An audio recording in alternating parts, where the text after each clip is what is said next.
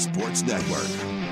All right, 6:02 in the Rose City. Time for Dirt and Sprague on Portland Sports Leader 105.1 The Fan and the Fan Sports Network. Good morning. Fast Break Friday, Flop Shot Friday, Football Friday. Anything for hockey? Forecheck Friday. Forecheck Friday. You got to get your forecheck on. Yeah. How's your forecheck? The fast break can kind of work in hockey. You got to. They do have fast breaks in hockey on the too. fly Friday. Face off Friday. Face off You Friday. go face off Friday.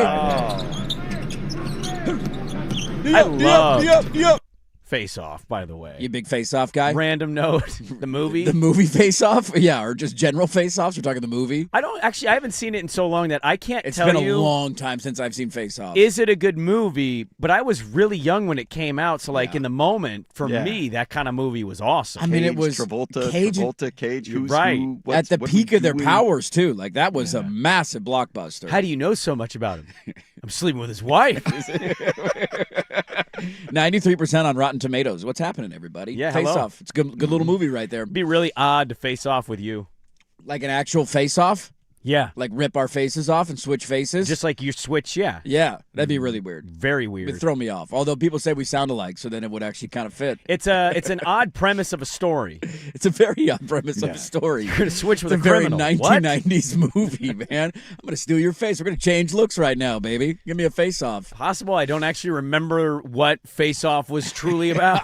I don't remember. They switched. I remember that. I remember there was a one hockey was- game involved. Yeah, one was a cop, one was a Was the criminal. bad guy, I yeah. don't know what kind of criminal. Do we need to rewatch a Face Off this weekend? Is that how slow sports are? Do we need to sit down and watch Face Off and come in and talk about it on Monday? I actually don't think sports are that slow, but Well, it's not sports that aren't bad. slow. Wow. It's going to be a full day Wow. Saturday. Yeah, Saturday we're starting early. I mean, come on. What? I mean, come on. It's a little slow. It's a little slow this weekend. I disagree with you. Okay, sell me on the weekend. Got a PGA tournament. It sucks. Do you What know do who you the mean? two best players are playing this weekend? Yeah. Max Homa Yep. and Brooks Koepka. Those are two pretty big names. Those are two decent-sized names. Carry a lot of weight on YouTube. Neither of them are anywhere near the top of the leaderboard as far as my one Brooks is gander not at off the to a great start so leaderboard far. is seen. No, he's on the course this morning. Of all the tournaments that you can skip, this one's near the top of the All right, list. you got NBA basketball. Okay. Regular season. Regular season NBA basketball. Let's do it, baby. You get some brunch and basketball on Saturday with your Blazers. What time are we playing tomorrow? 10 a.m. at Charlotte. The Blazers are playing a 10 Saturday. a.m. game? Yeah. The red hot Charlotte Hornets. I'm kind of Against excited to watch the Hornets. record-breaking Con Knipple. 10 a.m. tomorrow? There Am I you going go. to be able to watch that? Dude, I kind of dropped the ball. Why didn't we get Aaron Collins on the show? We should have, yeah. Have they made their trip out to Portland yet? Let me look. I don't remember a home game, but I could be I don't mistaken. Let me If they come back, we should definitely try and get him on the show because we've had him on before. yeah, look at the schedule. If they're right. coming back, I'll reach out. If they're not, and this is the last They are game, here Tuesday, March 10th. Yes, they are. I will contact him this weekend Okay. and see if we can work something out to get him on either the day of the game or the day before the game. Let me see what their schedule is and see if they have any other games around then. Like, Hopefully is it's it a not a back-to-back? back-to-back. If they have the Monday off, they do have the Monday off. They're in Phoenix Sunday Yes. for a late Peacock game. Okay. And then off Monday, then they play in Portland Tuesday, March 10th. I will reach out to Eric Collins, the great Charlotte Hornet play-by-play Yes, man. the legendary Eric Collins. And I will try to get him on for an extended interview Yeah. before the Hornets play the Blazers on the 10th. Tuesday's probably the better day, Monday, because they'll leave late Sunday night, get in at the wee hours Monday. That's true. They might be in the But middle of the Tuesday night. game day, we probably have a He's good just sitting shot. around. He's not doing anything Tuesday. Just They go hanging to out. shoot around and just hang out. Yeah, you just Exactly. go get a coffee, find a bagel or something, or a donut, and then Yeah. you get ready to call a game We late can at get night. ready on the phone by 8:30. I'm excited to watch Con Knipple, but now I'm questioning if I'm even going to be able to watch. I don't know if I have anything going on tomorrow afternoon. I might have like It's 10 a.m. I know, but like that's right in the sweet spot of when niece and nephew sports are. We try and get to one game every weekend, so I gotta check You the go to a schedule game now. every weekend? Now that football season's done, we try to. Yeah, Really? Yeah. Oh, you're really a supportive family member. I mean, I don't do anything in football season, so I miss all of it. So by the time football season's done, it's like, yeah, we try and because I mean, it's constant, dude. I think last weekend we went to my nephew's basketball game. After that, my niece, he then had a soccer game right after his basketball game. Then my niece had 2 basketball games on Saturday night. Then on Sunday, they had a lacrosse camp in the morning. Yeah. He then had a soccer game after that, and my niece had 2 more basketball games on Sunday. And I'm like, dude, this is That's a lot. I'll try and do one. I'll get to one. Which one should I go That's to? I try and like spread it out. I'm like, all right, who haven't I been to a game of in a while? So I got to look at this. 10 a.m. on a Saturday is weird. It's going to be beautiful tomorrow, too. Oh, Yeah. I'm golfing. Exactly. You're going to miss the game, You too. got 10 It's a.m.? 10 a.m. on a Saturday. What Oh, are we I doing, got Blazer NBA? Vision. I can put it on my phone. I mean, you put it can. on your You could go phone. back and Then watch at it later, 1:30, too. But the Timbers are at the Colorado Rapids. okay. Oh, here on the Fan. That's here right. on the Fan. Yeah. I actually saw the numbers from their opening weekend were really good. It's hard to compute because it's not Nielsen rated, but they're claiming like 9 million open weekend viewers for the MLS. Well, now that you don't have a second paywall to get through, It's a It big makes it deal. a lot easier to It's a open lot it up. easier and it's to like, access. Watch. I watched the opener on Saturday. I didn't see Yeah. the whole thing, but I had it on my TV for the majority of you it. had to watch it on DVR. I'd say Yeah, of the go back and 93 see. minutes, I probably caught about 77 of them. That's a decent amount of minutes. Yeah. You know, it's a good. That's There's good a little quota. background in the beginning, and then Yeah. I honed in the second half of that thing. Okay, so you're selling me a Timbers game against Colorado and a Blazer 10 a.m. game against Charlotte. So we're doing a else? rewatch of the face-off. What else do we got? Are we becoming Bill Simmons? I mean, I'm just pointing out. Last weekend there was a gold medal game. Now, granted, it was at 5:00 in the morning, a little bit early. That was, that's decent. The Genesis was a big Spring name training? tournament. Yeah, we got that going for us. I don't watch spring training, actually. I'll turn on a game eventually, but I haven't done so yet. Mm. Once we get a couple more weeks in, and they start showing them, and there's like random games on TV, and there's nothing on. What like, about a Wednesday. NASCAR? Yeah. What race is going on this weekend? Are they in Talladega? Yeah, I buddy. don't know where They they in are. Charlotte? They're turning hard left, I bet, though. Yeah, they are. Little F1. English Premier League. There you go. You got that going for you this You weekend. got a big match, buddy. You got a big contest. Oh, You yeah. got to stay above that cut line. We got mighty Brighton. Ooh, Brighton. We're going to lose. Okay. Look out for Brighton. They're good this year. No, actually not. No, We're you just guys so are so that bad bad. that we can't beat anybody. So to connect the points, Sunday this is morning, a swag sports weekend. Sunday morning, you have Spurs and Knicks at 10 a.m. on ABC. At the Okay. Garden? At the At the Garden. If I'm around Sunday Followed morning, by I'll watch that. Timberwolves and Nuggets at 12:30. That's How pretty many, good. How many more people are going to opt, of all the things we've named, how many people right now are like, yeah, guys, Dude, it's 10 a.m. combine and nothing else? There's probably that, and there's also it's going to be upper 50s and relatively sunny both days, and not raining, and so I know. as long as that's the weather this time of year, it's just hard to sit inside. If you give me that was the beauty of last weekend was the weather was so bad that you couldn't really do anything anyways. So you wake up and you're like, I'm not leaving the house anyways. Might as well watch sports all Yep. day. It might not be the greatest sports weekend, but there's sports available It's to a you. very if you so busy choose. sport, so a lot of convergence. We're closing down college basketball regular season. Yeah, So I will be out at the Child Center all day. We There you have dual senior day games. my Nice. Ducks Men are and red women. hot and rolling. Look Yeah. out! Don't let us get hot. Did they win again? They did the other night. Yeah, they beat Wisconsin. Oh. They beat an actual You know what team they call likely that? going to the tournament. You know what they call that? A winning streak. Momentum. They're at Northwestern that's 2 in a row. Saturday morning. That Northwestern one will be on sucks. 1080. 3 in a row. Are you guys still second to last? Yeah, we were terrible. Oh, okay. We're terrible. Yeah. Actually, Yeah, we're terrible. there's a tie there. I think they're tied. There's a bunch of them like in Hmm. fourth to last. Thank you. There Thank you you go. for correcting the record. We're not second to last. We're I not came that into bad. this conversation trying to prove against Dirt, and I Yeah. think I proved I that I persuaded agree you. with Dirt Yeah, it's not a great weekend. that it's not That's the okay. We'll greatest have sports stuff on. weekend. You know, you're around the house. So there'll be things on TV. I know that. Sure. But I'm not going to build this as a great sports weekend. Yeah, I'm largely with It's you. a good weekend to get out and play some golf if you're going to do it. So I wanted to give a quick shout out today because we do actually just some newsy things that happened yesterday after the program. I'd say so. Yeah. And so we'll get to all of that today. Wanted to shout out one of our great listeners, Brian, who Yes. stopped by yesterday Oh. with delightful pizza pies. Papa Murphy's Pizza showed up yesterday. Look, our pizza folks, you guys are coming out and supporting this program in a way that I couldn't have dreamt this scenario. It's great to wake up and get pizza. to talk about something on the air months ago about, it would be cool if people started bringing in pizza. They'd have people to text in and be like, you know what, we'll bring pizza in. We've Yeah, now they had have. multiple people bring pizza in. Oh, Flying Pie and Papa Murphy's. And I got to tell you, dude, when we get off the air, I am starving. And Yeah. if you have some pies ready to go back in the kitchen, I am jumping all over that thing. Now, the only critique I had, I have one minor critique because it is like it's a herd, it's a stampede back to the kitchen. You're going to Exactly. critique free pizza. Well, the only thing I'm going to critique, but I will amend the mistake this evening in my own personal house, is that they have a jalapeno popper pizza now, and you know how I feel about jalapeno poppers. They're your favorite. Me and jalapeno popper is two peas in a Yeah, pod. that- Always that will be. That was gone. And by it the was time we were gone. done. By the time we got off the air, it was all gone. Didn't get to try it. And they said, he told me, I asked, how long is this on the menu? He said, it's only for 3 weeks. It's on the menu. And so tonight we do Pizza Friday every Friday in the Johnson household. It will be Papa Murphy's, and I will be getting a jalapeno popper pizza. Yeah, I have a question about this. The decision of food places to choose what's on the menu for longer than other items. So I'm going to have a bone to pick with them. If this is only on the menu for 3 weeks Right. and it's as delicious as everybody told me it was, I'm calling headquarters. Well, what are we doing here? They had like a Greek pepperoni one, which Yeah. was really good. That was tasty. And I think I asked one of the individuals, is this on the menu? I haven't seen it. They said, yeah. And I said, for how long? They said, well, like 3 more weeks. And I go, why don't you just keep it on there? Yeah, if everybody loves it, just keep selling it. And he's like, well, it's a good question. They want to go. I had no response. I don't know. I don't make that some call. of them is if it's really specialty, whatever the truly specialty items are one, are they seasonal? 2, what's the cost to keep them coming in all year round? That well, sort like of thing. is it a McRib then? It's just like once a Every other year. You get Maybe. like 4 weeks of it. That's all you And get. that's it. You got to wait for it on the calendar. When's it coming out? All right, jump on it now. But other ones where it's like, wait, we have all these ingredients normally to make our, common, regular, standard pizzas. Why can't we? Well, that's the one I don't understand. It was great to have the option to eat some pizza after the show. The only thing I would say is, and this isn't a criticism of the Papa Murphy's folks. No.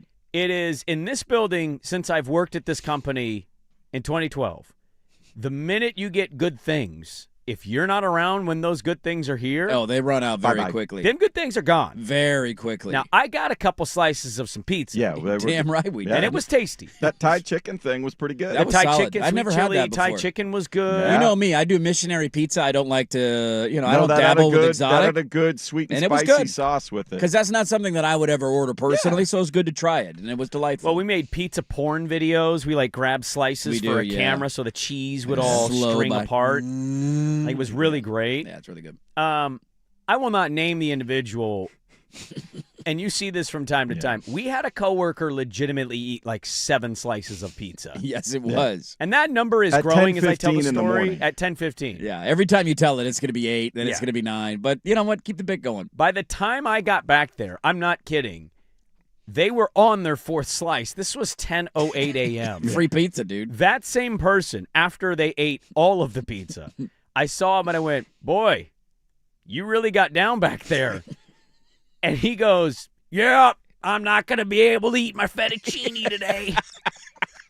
And I just thought, no kidding. You ate a Yeah. whole large pizza to That was yourself. 3/4 of a pizza there, buddy. I don't think you need anything else for lunch. You just go ahead and leave that in the fridge and eat it on Monday. And that we might have some tension brewing behind the scenes because one Daniel Meringue was very upset that What was he upset about? he did not get his hands on a piece of pizza yesterday. It was done before he started his show. Why didn't he get some in? I was recording some stuff, and I was here till about 11, and I came in because Patrick Harris wanted to tell me something. We're swapping out jerseys, and so he needed to share some info. So I popped into the studio, and one Daniel was he was not happy. He asked if I got pizza. I said, indeed, I did eat pizza. And he said he did not get any slices of pizza. I mean, I was bummed I didn't get to try the jalapeno popper, but at 9:30, I went to get water, and our coworkers were like, hey, the jalapeno popper pizza's back there. It's delightful. You should try it. And I said, I'm going to try it as soon as I get off the air, which I kind of knew in my head that's not going to be That's there. not You just gonna never be- know how many do they bring, like 3 of them? Is like that what they're trying to showcase right now? I think they brought 2, Yeah. and they were obviously gone. So, like, I was a little bummed I didn't get to try that one. That pizza was cooked at 9:30. He was here. He was. There's a indeed here. rumor on the streets that somebody said when he walked in, the first thing he did was, what is that? It's the first thing he said or did. It smells like pizza, man. So for you to tell me he Do I got smell no pizza right now? sounds like a him problem. That's a him problem. He could have walked right back there, followed the smell. You better not tell him who ate all those pieces of pizza. We might have a brouhaha on our hands out there in the bullpen after the show. That individual had to have been rolling around by the end of the day. Like, literally couldn't walk. He just like the blueberry girl in Willy Wonka. He's laying down.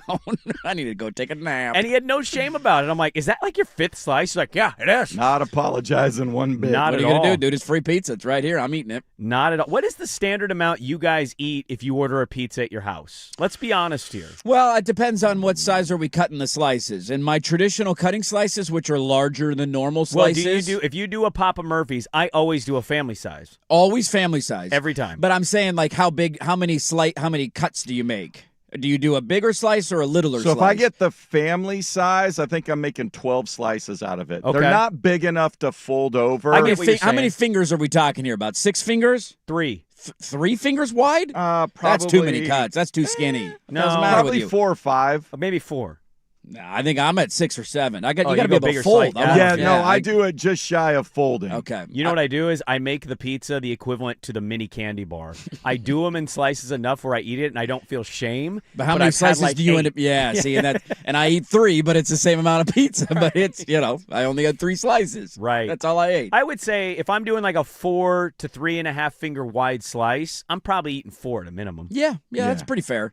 But I'm like, I'm eating about a third Third of of the that pizza. family-sized pizza. Yeah. If we're like getting pizza, I'm hungry. sure.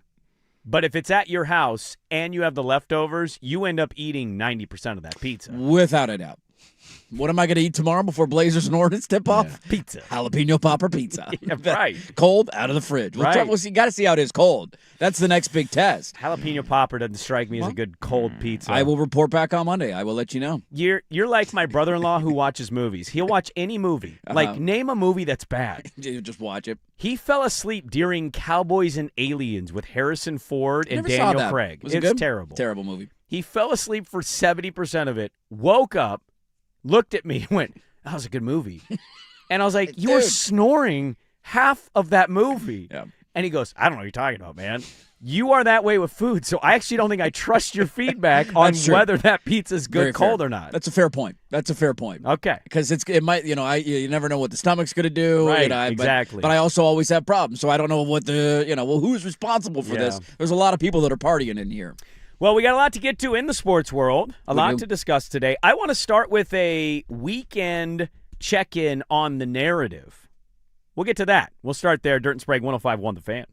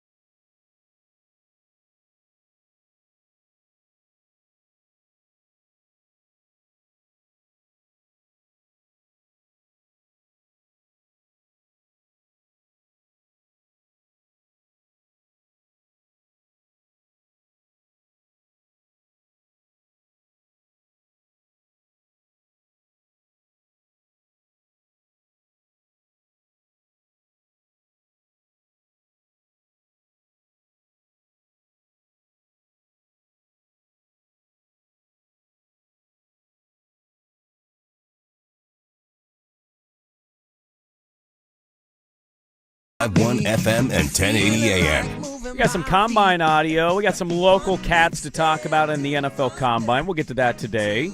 Oregon State made a coaching decision yesterday. What? We got the files to talk about. We do. Everybody's got files nowadays. I think that question... It's been answered. You're right. I think it was right. Yeah. I think Gate is gone. I think it's files. Everything's files now. It's no longer Gate. It's been retired. Files is the era. Angie Machado's going to join us of Beaver Blitz at 7:30 today. And if you want to send in Sprague Line sponsors, we don't really have much to gamble on outside of little things here and there maybe, but Dirt loves to read Sprague Line sponsors. You can text those in at 503-864-6326. Good morning. Happy Friday, everybody. We haven't really talked at all, and I totally get the position. But I'm just kind of curious. It's the end of the week. I'm not somebody that has to react. Some sports topics are so massive to me that I'm like, I want to talk about that when it's being talked about. And others, I'll let stuff breathe and then see what I feel and think about it. And one of those for me was kind of just watching this whole week unfold where this country had some awesome stuff happen for it. Mm-hmm. We watched the women dominate and win the gold in hockey again. Yep. And then we watched the men do something they hadn't done since 1980. And then locker room stuff happened, and then comments were made, and then the internet blew up, and this and this and that and that. This guy's bad, that guy's bad. It's just been interesting to watch. The NHL came back on Wednesday, so I wanted to see what all the players were going to say once they were back on Wednesday night. And we didn't get to it yesterday. So kind of the end of the week, what do you just make of the whole week after last weekend where this country watched two hockey teams win gold at the Olympics? They did. And just kind of all the comments from the men and the women, because we had some women come out this week as well. Well, they were upset because there was a comment made by the president in the aftermath of the game when he was talking to the men's team on the phone, and he said, well, I guess I have to invite the women's team now too. And they all laughed at that, and that led to a, like, all right. Right. It's been an interesting week, to say the least. You know, I actually saw somebody had a good Twitter thread on this. Somebody complained about how difficult it is in the modern time to separate the things that we want to escape with and reality of the world, and how those things continue to blend together, and how frustrating that was for them as a sports fan. And I saw other people chiming in.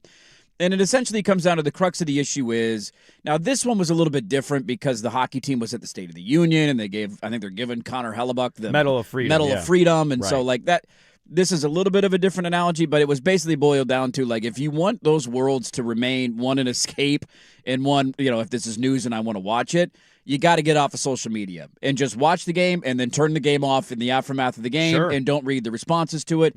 And I tried my best to do that because I'm genuinely tired of living in a world where 4 years ago, or I guess it would have been 2 years ago at the Summer Olympics, we have half the country who's not rooting for the men's basketball team because they feel certain ways about policies and administration people. And now this year we have, you know, a percentage of the country that's pissed off because they're paraded around at the White House and they're there with the president. And I'm really tired of that. I want to support the country, the athletes in this country. Yeah. I want to follow the Olympics. And it was one of the, like, basketball's had this forever. Hockey fans haven't, in my generation, in our generation, haven't been able to experience this. Like, you get to watch a gold medal every 4 years if you're into USA hoops, usually, outside of the one time it didn't happen. Hockey, it's never happened before. And so to finally have that moment, it's been incredible. But I said on Monday when you were out, like, there's going to be fallout from this. And it's already started. Like, in Toronto, it's gotten really loud about Austin Matthews, who was the captain of the United States team. Ottawa with one of the Kachuk brothers. With one of the Kachuk brothers. There are headlines in Toronto of, like, he bailed on Canadian people. He bailed on his fandom because of all the comments the president's made about Canada, and there's a lot of tension there right now. There's headlines in their newspapers, and it's just, like, this is going to become a thing for the American players who are playing in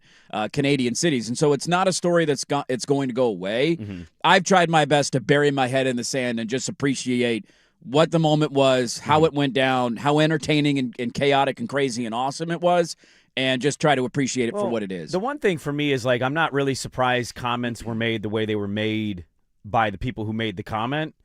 Like, that's not shocking to me. I'm kind of one of those, like, I didn't really feel a whole lot of need to say much about. I have two daughters. I coach girls basketball. Like, I've made it abundantly clear I love women's sports. I support women's sports, right? So, like, yeah, I saw the players laugh, And my thought was like, it's really easy to be in a situation when you're riding a euphoric high of doing something like that. Yeah, and you're talking to somebody. And half that team probably doesn't even really hear that in the way that we hear it on a video replay of it. No, And it's like we're drinking and we're partying. And look, you don't have to be fans of people in that locker room. And some of those people agree with some of those comments. Other players have come out and said, yeah, probably handled that incorrectly and probably should have said something in the moment, but you're not really thinking like that. You're partying out. And I think a lot of the American players have done that this week, and their follow-up interviews of like, we love them, we were with them the entire time. They hung out together. Team they were USA in the hockey's a good village. community. They celebrated each other. Like I think they've most of them have made that abundantly clear. The Kachuk brother in Ottawa, man, it's kind of crazy. I didn't know this till yesterday. That's the Brady Kachuk. Brady Kachuk. He's had AI videos go out on him, and he's like, that's not me. I didn't do this. I don't know why people are making this. And that's just terrible in itself. And obviously some of the women players have come out and said, those are abhorrent comments. That's distasteful. Like, they didn't choose to not go to the White House out of some protest. They had other obligations. Right. And I'm sure some of them didn't want to go for that obvious reason. But, yeah, I found the noise, it's so easy to get wrapped up in the noise. And you're right, being on social media after those moments, you're going to be down the rabbit hole in a lot of ways. And I told somebody in my family this yesterday, just like, all you can do is continue to believe what you believe, support the things you want to support, and show out your support in ways that are meaningful. Watching the stuff, buying the merch, going to the events, all that kind of stuff. That's the best possible thing you can do in that situation. No doubt about it. But the noise being as loud as it was and kind of just watching it unfold the whole week, I found it a really interesting dynamic. But I do think most people, level-headed sports fans, are no different than you and I. No, you're just watching the we sport. We wanted USA to win. They won. And then I'm like, okay, of course some nonsense happens in some way that's an impact. That doesn't have to change the fact that I support women's sports, that I was proud the men won the gold for the first time since 1980. And the rest of that is just like, it's just annoying. I'm so tired of giving it all air and attention. Yes, the fringe chaos that exists on social media is not the real world. And you're right about the men's basketball. It's the same thing. I mean, I love basketball a little more than I love hockey, but I will never not root for USA men's basketball. Support who you want to support. I want the country to win. It's just we're in a really weird time in that scenario right now. And I'll give Megan Keller a lot of credit. She's the one that scored the game-winning goal. She became the all-time USA leading scorer with that game-winning goal. Yeah. We don't know if she's going to play in the next Olympics. We'll have to wait and see on that. And she did. She was doing her press conference because the Professional Women's Hockey League is starting. I think she plays in Seattle, if I'm not mistaken. I think it's Seattle. Mm-hmm. But she was doing her, and it was really interesting to hear her comments of how unfair it was for her to have to answer questions on this. And I thought she handled it really well. Like, this is the crowning achievement of my athletic career, to have a game-winning goal in overtime. And this is the gold medal, and now I'm having to answer questions for comments made by somebody else that have nothing to do with me. Right. And I thought she handled it really well. And the men's team, to their credit, after laughing at the video, has done nothing but be supportive of them and what they also accomplish in the hockey community that exists inside the United States. We're just going to continue to go through this probably every one of these kind of events. Every Olympics. Yeah. You either support the country or you don't. I'm rooting for you or I'm not. All right. Okay. How about we just turn it on and watch sports for it being sports? Yes. Congratulations again as we cap off. I just wanted to see what you thought on the narrative stuff throughout the week since the NHL came The Canadian back. stuff's not going to die down, man. No. It's not like the American players in Canadian cities, they are not happy with them right now, and we'll see if anything actually leads to, something serious happening in terms of like a player moving on or that kind of note. But they've been awarded in every game that's been back. All the players are coming out on the ice and doing puck drops and that kind of stuff. They're getting celebrated in any city they go to. And so inside the United States, at least in hockey communities, it's been awesome for the sport. I got a couple NBA notes I want to get to coming up next, including this stat that may tell you who's going to win the NBA championship. That's next before Swag with the Sports Update. Now, from the George McCoy and Warren Allen Sports Desk, a Sports Center update on the Fan Sports Network, 105.1 FM and 1080 AM. First on the Fan, 8 Trailblazers scoring in double figures in Chicago, led by Jeremy Grant's 27. They handled the tanking Bulls 121-112 to open up a 5-game East Coast road trip. Portland scoring 22 points off of 22 Bulls turnovers. Now the Blazers go to Charlotte to face the Surging Hornets. 10 a.m. tip Saturday morning. The Oregon State Beavers deciding to move on from Wayne Tinkle after 12 years as head coach of the men's basketball program. Tinkle will coach the final regular season game on Saturday and at the WCC tournament in Las Vegas next week. NFL Combine continues with on-field drills today for defensive backs and tight ends. That means former Ducks Kenyon Sadiq, Dylan Thieneman, and Jaden Kennedy will be in action. Those drills will start at noon. You can watch on NFL Network. Portland Timbers hit the road for the first time this season, visiting Colorado Rapids Saturday afternoon for a 1:30 kick. Our pregame coverage here on 105.1 The Fan begins at 12:30. Brooks Koepka trying to get it going here in round 2 this morning. He's 4 under through 7, 1 under through the tournament at the Cognizant Classic in the Palm Beaches. Austin Smotherman, after a 9 under 62 in his opening round, will tee off at 10:23 this morning. He's got a one-shot lead over Nico Echeverria. More sports scores and stories in 30 minutes. Jason Swigard from the George McCoy at Warren Allen Sports Desk. Hurt and missing work insurance companies acting like jerks. Don't call your mom. Call George McCoy at warrenallen.com. Recruiting with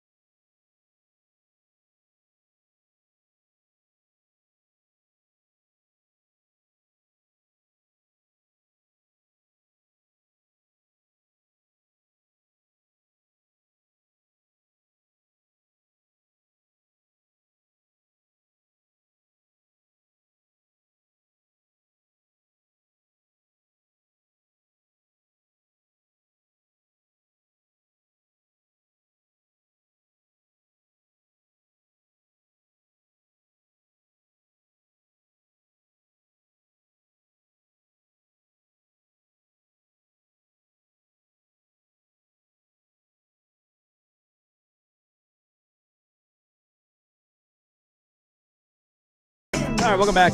637 on Portland Sports Leader. There is a stat that's long been held as a standard for winning a championship. This is one of those stats that I've heard before, but I tend to forget about from time to time in the NBA. Is it about defense winning championships? That's what people tell me.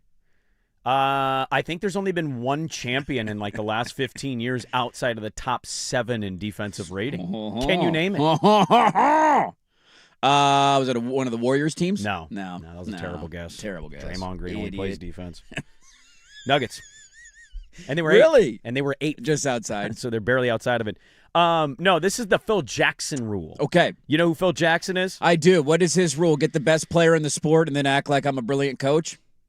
Or 2 of the top 10 players in the sport and act like you're a Or brilliant coach? you mean 3 of the top 10 players in the history of the sport? Maybe Or 4 of the top 15 players in the history of the sport? Get one of the greatest offensive minds to ever exist in the sport, make him your assistant coach for 2 different franchises, and never give him the proper credit he deserves. Hello, Tex Winter. What did Phil Jackson do in any situation in which he didn't have Michael Jordan and Kobe Bryant? How was he as the president of the Knicks? Yeah, that didn't go well. Yeah. Well. Let's Anyways, not put that on the resume. you know what? Sorry. Okay. What are the Phil Jackson rules? Give it to me. Phil has a lot of titles. A lot of titles. Okay, he's qualified to say this. Get you some of these. But it is something that people legitimately buy into. It's the Phil Jackson rule, and the stat is, do you win 40 games before losing 20? It's called the 40 and 20 rule. 40-20 rule. Okay? 40 before 20 rule. So right now, there are 3 teams in the association without looking. Can you name the 3 teams that have met this threshold? They've won 40 but haven't before losing 20. Can you name them? Andy Dirt Johnson. Because Riggins only plays when he absolutely knows the game. That was close to a middle finger for the YouTube cams. I appreciated that. Oh, I was pointing. Okay, I'm going to go. Detroit is in 1 seed in the East. I think they're one of the teams. Okay. I believe Oklahoma City is still the 1 seed in the West, even though they've been sinking a little bit. And I believe they're on that list. Yeah. Well, that applies too. Give me a round of applause. Good job on that. Now, the third guess will get a little more complicated. I don't think there's anybody else in the East that this applies to. Are you sure? I think I'm right there. I'm going to throw out the San Antonio Spurs. Look at that. They call me basketball dirt for a reason. By the way, Boston was on the verge of this. They lost to the Nuggets. They had like 19, or they had 39 and 19 or something. They were still in the running. They were 38 and 19. Right there. They could have won. They would have been 1 game away. Boston's having an unbelievable year. Yeah, Man. They and are. Tatum might be back here. By the way, He's got where cleared Dirt for- was right. Have we proven that Brown's their best player? Has this year proved that? I mean, yeah, I think people are fine with that. Yeah, I don't think people were people arguing against you on that No, point? it's more of Tatum's a just more media name narrative stuff, recognized. and he was their best player when they were in the Tatum's finals. more of an athletic freak. Okay, Brown's a better player. I think he kind of, I don't know how to He's got that explain it. dog in him. Tatum doesn't have that dog in him. No, he doesn't. Well, he went to Duke. He's and a candy ass. Yeah, he's kind of just been at the forefront. Texted Kobe before games like a weirdo. Easiest bet I've made in a long time is I bet the over-under parlayed Spurs Celtics this year. Ooh, that's a good one right there. They're both going to cash in like a Hammer week. it. I mean, There it's you go. over. Yeah. I got it preseason. Oh, yeah. Nice. But those are the 3 teams, the Thunder, the Spurs, and the Pistons. Now, this is an interesting rule as they dove into this, and you say, okay, like really what do the metrics say about the 40 before 20 rule? Since 1979, would you care to guess how many teams won the championship without being the 40 before 20 rule? Ooh. That was the Sonics title, wasn't it? 1979. If that's your It cutoff, was they won. Sonics Bullets too, and I forget who won in which order. They played. Didn't the Sonics win the immediate year after us? Didn't they win it in 78? They went, They and this went. is they played the Bullets Back 2 to back straight years. years, and I can't remember which order they You know each what? won one. Let me correct this. So since 1979, only 4 teams have won the championship without being 40 The before 40-20. 20. Can you name the last one? God. It's not that long ago. Not that long ago, huh? And there's a funny tie-in with it. Was Denver this when they won the title? No. No, trying but to you're think. pretty close. Teams who got off to a slow start. Milwaukee? The Milwaukee Bucks in 2021 Okay. were the last team to do this without winning 40 before losing 20. They beat in the finals the Phoenix Suns, who won 40 before losing 20. So this metric, like, it's Pretty 8 historically tells you. pretty Yeah. predictive. Since 1979, 8.7% of the champions have won it not abiding by this. So 90, 92, Very rare. 91 Yeah. and some Very change. rare for it. So not that, largely- that one of the Akeem Rockets teams was a 6 seed in the West. Oh, okay. That's That probably team- one of them. There you Yep, go. Definitely. The Bucks, as we just named. There's 2 of the Yeah. 4. Yeah. So And you it's can't go kinda like interesting. Spurs season 1999 because there was a lockout shortened season It's where a they played different 52 thing. games. Yeah, Yeah. so that's an outlier. So it's just very interesting. Like when you look at the favorites to win the title right now, it's Oklahoma City, it's Denver, it's San Antonio, and it's Cleveland. That's but there's interesting. only 3 that abide by the Phil Jackson rule. What are the odds on Detroit right now? Do you have the odds in front of you? Yeah, give me a second here. Because It that's is that might be worth plus a couple. 1,300. I mean, those are good odds right there. Great odds. They're below Boston. The East and is pretty Cleveland. open. We don't know how Boston's going to be when Tatum comes back. The Knicks are certainly feisty, but we've seen them in the playoffs kind of hit a ceiling, and maybe this year is different for them. Outside of that, Cleveland we'll see, but you got to rely on Harden to be good in the playoffs, and that's never been his strong suit in his NBA career. Outside of that, in the East, is there anybody that we view as a legitimate threat? Is there anybody I'm missing in the East? By the way, the Pistons in 04 beat the Pacers, who had did this. The 95 Rockets, you mentioned them. Yep. And the 2006 Miami Heat. That's a good poll. Yeah. Yeah. Starting off slow. The Dallas Mavericks. They beat the Dallas Mavericks, who did this that season. Like your 5, 6, 7 in the East is Toronto, Philly, and Orlando. Are we giving them any ability to win the Eastern? I'm not saying not win a series, but like go on an actual run. So if you're looking at odds, I might go put some bucks on Detroit to win a title. For you guys, I know where you're at with Jokic. I mean, we're all there with Jokic. But, Yeah. are these the 3 teams you'd bet on? Without a doubt. Yeah. Without a doubt. My only hesitation on Denver is I don't know about Aaron Gordon. Yeah, I just want to know how healthy Denver If he doesn't come back, is. I don't think Denver's going to win it. They I love definitely Jokic, need but him to they make a need deep him. run. Yeah, I mean, they came close to knocking off OKC last year. But yeah, there's just something about how good if OKC's back and healthy. Like I don't know where all their guys will be at come playoff time. But to your point, Gordon's a little bit questionable. Right. It is funny that I'm trying to do the opposite of what I've done in years past in the NBA. And that is like last year with OKC, I get it. I know how talented they are. But the year before, they were the 1 seed and they lost in the second round of the playoffs. So it's like, all right, let me see it before I kind of believe it situation. And then they end up winning an NBA title. And even though the Nuggets gave them a hard time and the Pacers gave them a hard time, they still won the championship. I find it funny that a lot of people are doing, I feel like, the same exact thing to Detroit this year. And I'm trying to actively not do it to them. They've been a wagon all year. They're very good defensively. They got a 5.5 game lead of the number 1 seed in the Eastern Conference. Like they're gonna have home court advantage throughout the course of the playoffs. They have a bona fide star who can score at multiple levels. They're balanced. They play deep. Like I find it interesting that we're kind of doing the same thing this year.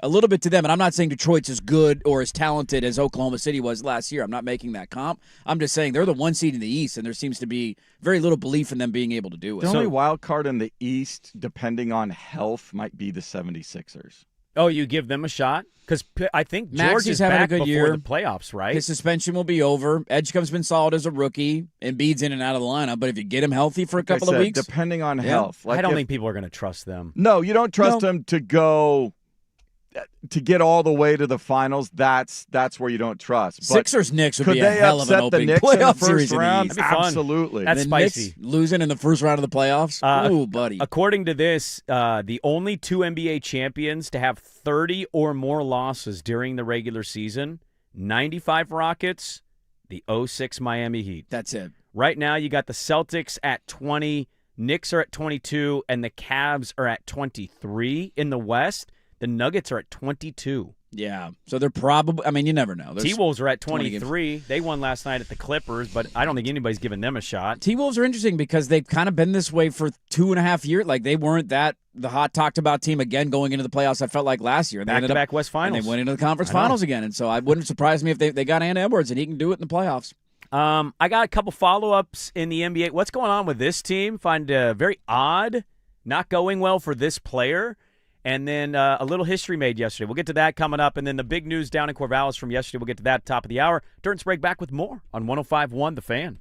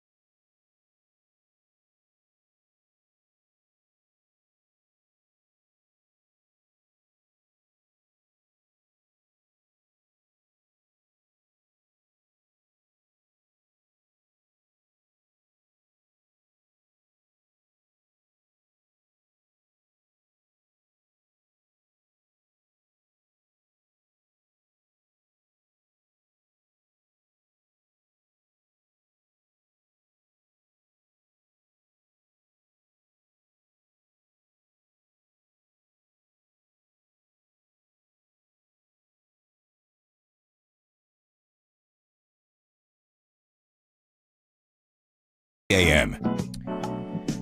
So, people are running to the internet now. The Lakers lose last night on a shot by Royce O'Neal to the Suns, and people are running to the internet the last week or so to say, looks like Nico was right.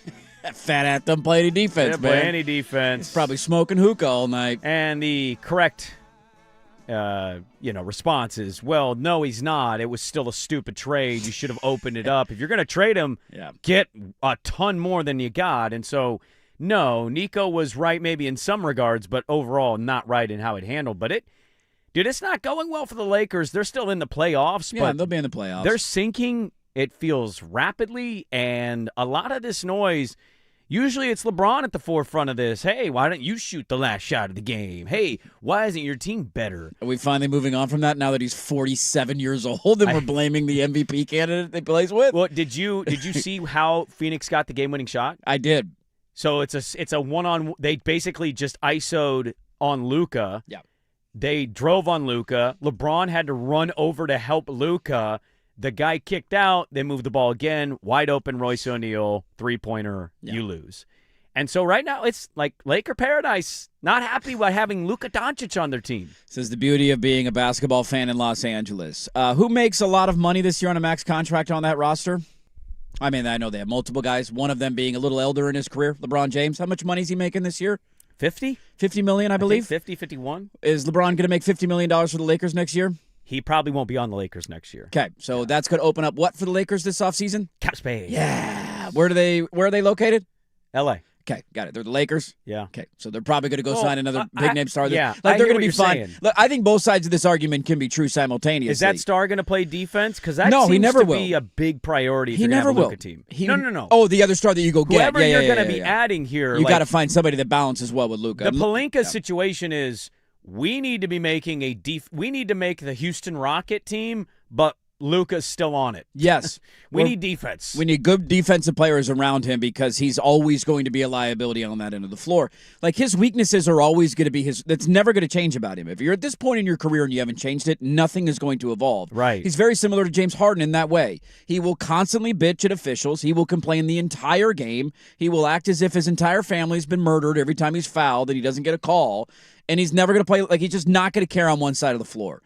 The other side of that coin is he's one of the greatest all-time offensive players you've ever seen. There's no doubt about it. You take the positives with the negatives, and it's just about building the right team around him. But there is aspects, like every time I've tuned in, and I think Zach Lowe was talking about this on his podcast the other day, where it's just like, there's moments where you watch him and it's so tiring. It's so infuriating because it just doesn't stop. The complaining after every play and the lack of hustle on one end of the floor. It's just maddening. It's maddening to watch. And Nico's never going to be right because he was an idiot and he didn't shop him to the rest of the league. But this goes back to one of the conversations that we had when the trade went down.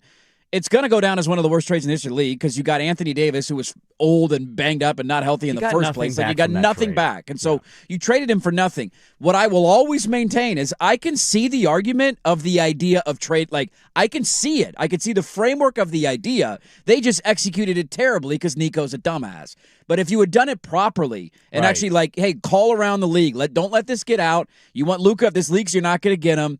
Let's see what we can get in return. Start a bidding war around the league because you question whether or not he can be a number one guy that can lead a team to a title. Like, that's a question that I can embrace and understand. They just handled it horribly. Yeah, it'd be fascinating to see what they do because I don't know. Who are the big free agents this offseason? Giannis. Well, he's got one more year left, right? I mean, I know he could be traded, but that's probably the biggest name on the. I don't know about the free agent class. I don't know if it's very good. That being said, like, I just don't know the direction they're going to go. It has to be, you have to address this. If you're not going to trade Austin Reeves, but LeBron goes, it's not like Austin Reeves is Mr. Defense. No. You got to start stacking a roster. It's just clear as day. You need to be loading up on defensive guys because we know what Luka can be offensively. But if he's not having an exceptional game, I mean, last night he had 41, right? That's a really good game.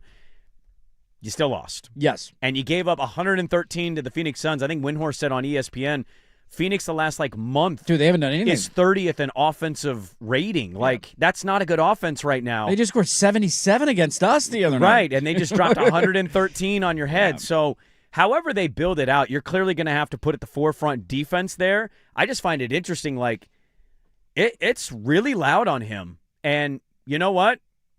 Kind of good. It should be. Because should be expected. A lot of the American players get this. Yes. And the Europe guys kind of escape it. Like, they do. We say Jokic doesn't care about basketball. He just wants to ride his horses. Oh, he doesn't care about the All-Star game. Ha, ha, ha. But, like, American players have all this expectation on them. Yep. I like Luka Doncic, but I'm kind of glad some of these guys are starting to get a little bit of the same treatment that some of the American players get of, hey, what's going on here, dude? Like, why didn't you shoot that shot? Maybe we stay in shape and play defense. Why Maybe just a little bit of effort. Try a little bit, yeah. That's all you got to do. How much are you making this year? $50 million? Man. Can't play any defense? Give it a shot. By the way, congratulations to Con Knipple. Broke the rookie NBA three-point record yesterday. Yeah, it was still 2 months or a month and a half to go in the season. Clear it. Where dirt was wrong, man. I remember asking you aloud. You were out on Con Knipple? Not out, but just like, really, another white from Duke? Yeah. How many whites from Duke can we put into the NBA? Fourth pick, seventh pick? Fourth. Fourth overall. Cooper Flagg's taking all the defensive tension away. You want to be Charlotte? Riding the coattails? I don't know, man. Charlotte seems fun. I mean, they're probably going to whoop our ass tomorrow, so we'll see how that goes. The best play-by-play guy in the league, and they've got all this fun, exciting stuff. Even their point guards getting in car accidents and swerving into oncoming traffic. I got that going for him. That's LaMelo being LaMelo. I'm sure that's what the team's saying. Bryce Miller had a clean resume when he was at Alabama, too. Dude, the flying Knipple, he is fun. He's become, that's the guy you build your PR around, too. He might win Rookie of the Year if Cooper Flagg's going to be out. Yeah, how long? Is Flag out for a minute? I haven't seen the time. He's been out for the last 4 or 5 games. Yeah. Foot injury I think he's still the favorite, but Knipple's going to have a strong case, especially if they end up making the playoffs out of the play-in. They very well could. I think people are eyeing that and going, maybe Knipple should be Rookie of the Year. I'm rooting for him to do it, man. It'd be fun. I want Charlotte to be good. All right. A lot to get to in the second hour. Angie Machado will join us at 7:30. We got NFL Combine stuff we need to get to. The local guys will check in on day one. We had edge rushers yesterday. I think we have DBs and tight ends today. Three Ducks will be on the field today. We had a guy Sadiq. so freaky yesterday that people are now saying just take him number 1 overall. His measurements were so off the charts, never seen before. There's a guy that I'm clearly loving that I'm remembering a draft. It's reminding me of. So we'll get to that. We'll get to the Combine stuff. Also, we got a presidential meeting set up for college football. That's definitely going to solve all the problems. Absolutely. I mean, that's how you get to the commission. All-time ball knower. Let's have a committee. Let's get to the bottom of this. We'll get to that today. You can send your Spring Line sponsors in at 503-864-6326. Hour number 2, the Beavers. Fire Wayne Tinkle. Dirt and Sprague on the Fan.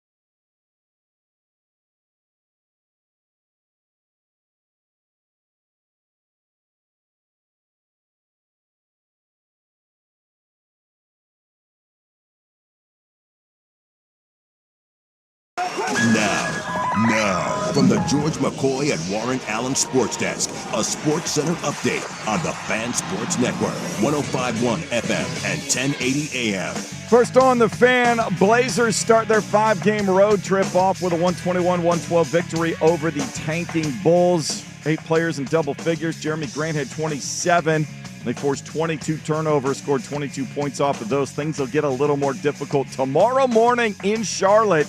10 a.m. tip, they face the surging Hornets. Oregon State will be looking for a new head basketball coach for next season as they reinvent the Pac-12. Wayne Tinkle, it was decided, will be let go after this season. He was 12 years there, took him to an Elite Eight. He will coach the final regular season game Saturday in the WCC tournament in Vegas next week.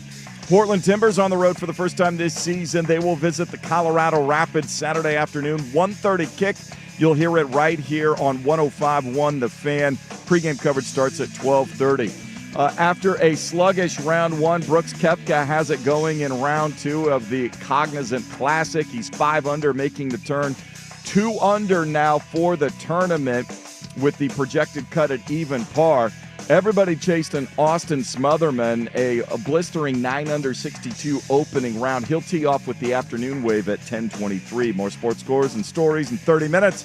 Jason Swigard from the George McCoy at Warren Allen Sports Desk. Hurt missing work. The insurance company's acting like jerks. Don't call your mom. Call George McCoy at warrenallen.com. Your home for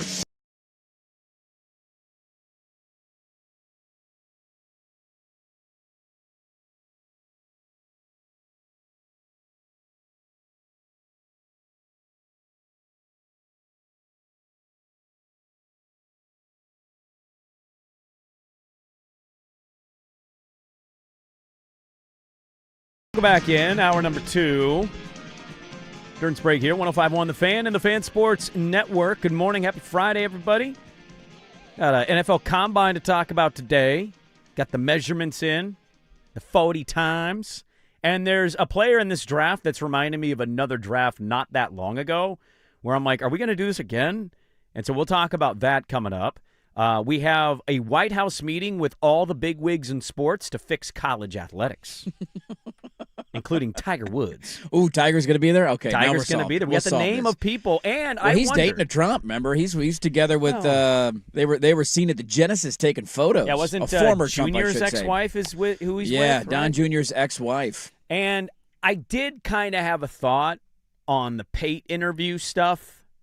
I was wondering if we're gonna end up seeing him. Oh, on the commission. I mean, would you be stunned if you ended up seeing him walk in? No, probably not. Right. So I was kind of wondering, and they sent out a list. Somebody had the list. I think it was Yahoo. He wasn't on that list. It was all like Sabins and Myers. Well, it's the Campbell guy from Texas Tech that's trying to do the save college sports situation thing. So that's going to happen. Love to see Pate in a white T-shirt at the White House. Pate going in a black tee. Which is the exact... His dress tee. That's his dress tee. That's the dress-up one. Which is the exact same outfit as Zelensky wore at the... Yeah, that's right. Oval Office meeting that he got trashed for would just be peak America. It would be peak America. Walking in with the guns. But we start the second hour with some unfortunate news.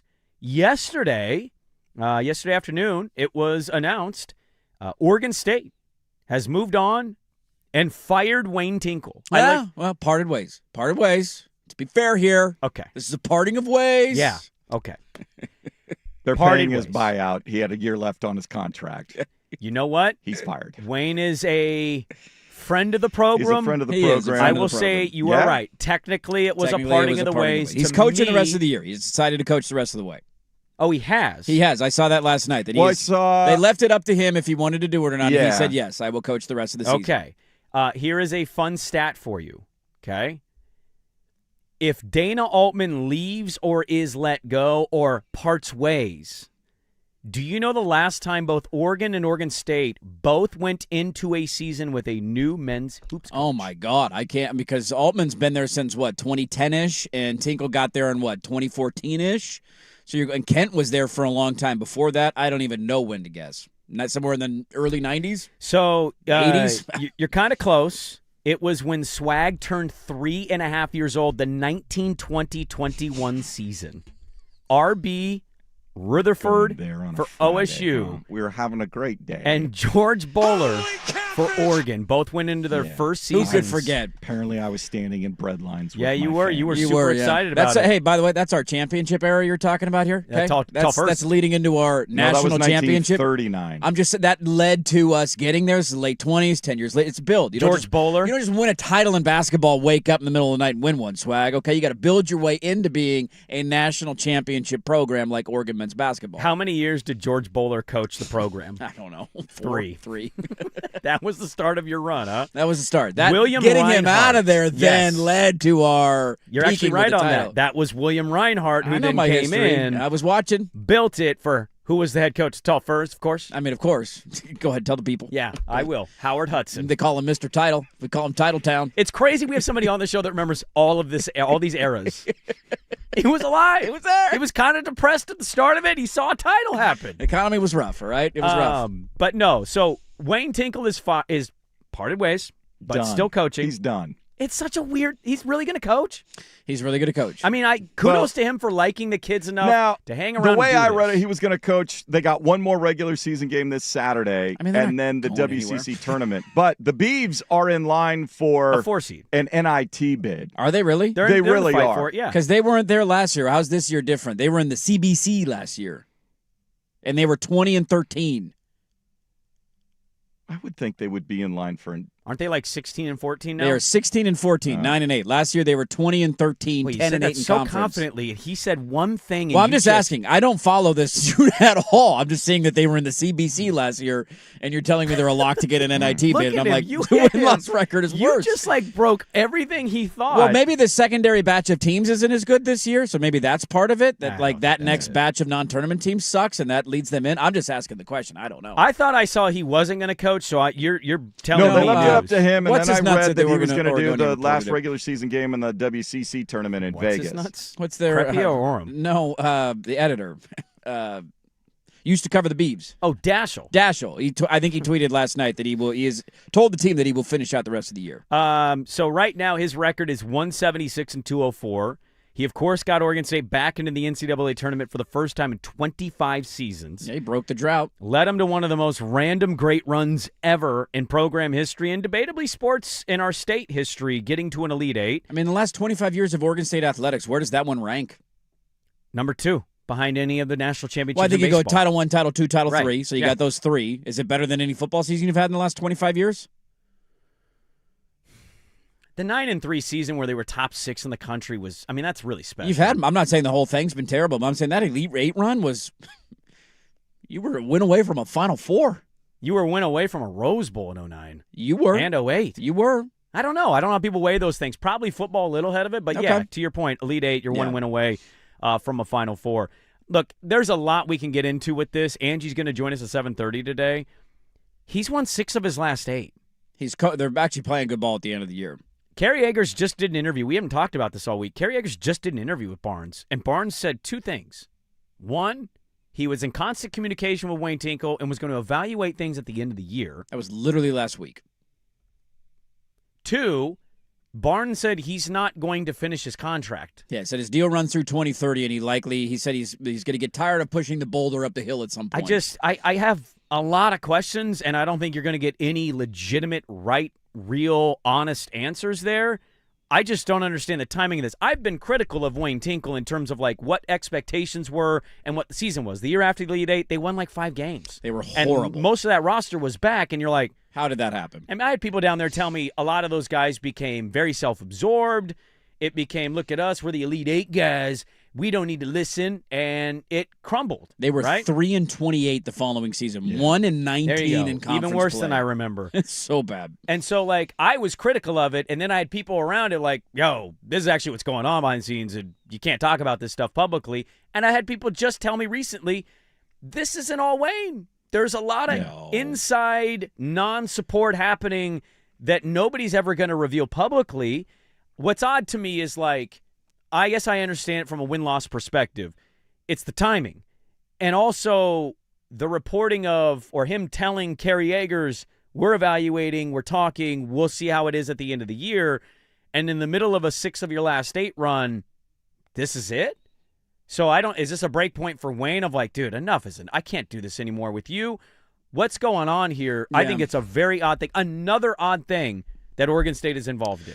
Yeah, and their athletic director is in the middle of all of it, and he's in the news lately too, and we can get into that in more detail because I know Angie's talked about that, and we can ask her about it coming up at 7:30. But there's a balance to a segment like this because on the one hand, Wayne Tinkle's a genuinely good guy. He's a genuinely good dude, and he's been really kind to the show over the years. He came into we used to do the Coolin' for a Cause show. He came in and hung out in a cooler and did an interview with us years ago. And then took us out to like lunch afterwards, lunch and he paid was, for dude, it. could not have been a nicer guy. We love having the opportunity to get to know him and chat with him, and so there's a balance here, right? And He has been beloved in that community. There's never been any sort of off-court issue. Like, he's been a stand-up dude from day one till now. I'll add to this real quick, not to interrupt. He's done a lot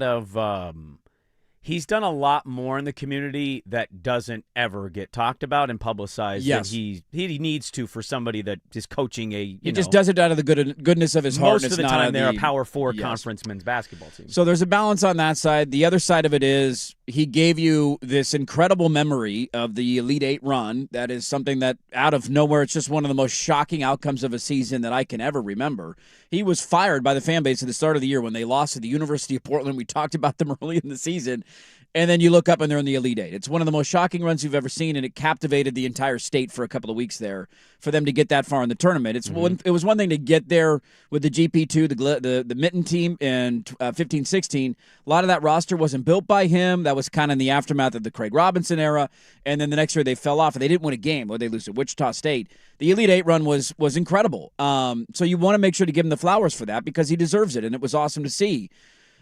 There's also some truth to what do you expect him to do with the resources that he is given? And they're not funding it at a level that's going to compete year in and year out. And so you want to be fair to him. And I think all of that being said, because I want to make sure to give Wayne his flowers on a day like this, you never want to see people lose their jobs. I do ultimately think I'm okay with the timing of not the timing of it being announced, but like deciding now we should part ways because it's just kind of run its course. It's the same team every year. There's not a lot of optimism, so maybe this injects some life back inside the fan base and inside the basketball program because a lot of fans have been calling for this for a number of years. Mm-hmm. The announcing it when they announced it is the biggest red flag of all of this because of everything that Kerry reported last week. And to have this come out when you've won 6 out of 8 or whatever it is and you're trending in the right direction at the end of the year to Swax, maybe you are going to the NIT. Like now, what is there a coach right now that you're going to go hire? Is there like a name out there? Why was there the necessity to announce this right now? Is there somebody they makes think no they can sense. Get? It makes absolutely no sense. Well, you're not going to announce that person because they're probably coaching somewhere else, right? That was my exact thought. Somebody out of retirement. You're going to go hire a head coach of another team. You could do that at the end of the season. I don't know. Is there an assistant in the NBA or a head coach of the G League or something that we don't know about? Are you going to go hire the Portland State guy? I mean, this connects other dots to the storyline, and shout out to the guys at the Belligerent Beeves podcast. We can talk about that. They have not relented on finding documents and emails and correspondence about the Blueprint fiasco and the Damnation fiasco. And it looks really bad against Scott. Shocking. It looks really bad against Scott Barnes. And I think you brought up a great point through text yesterday when I saw this news and we're texting about it.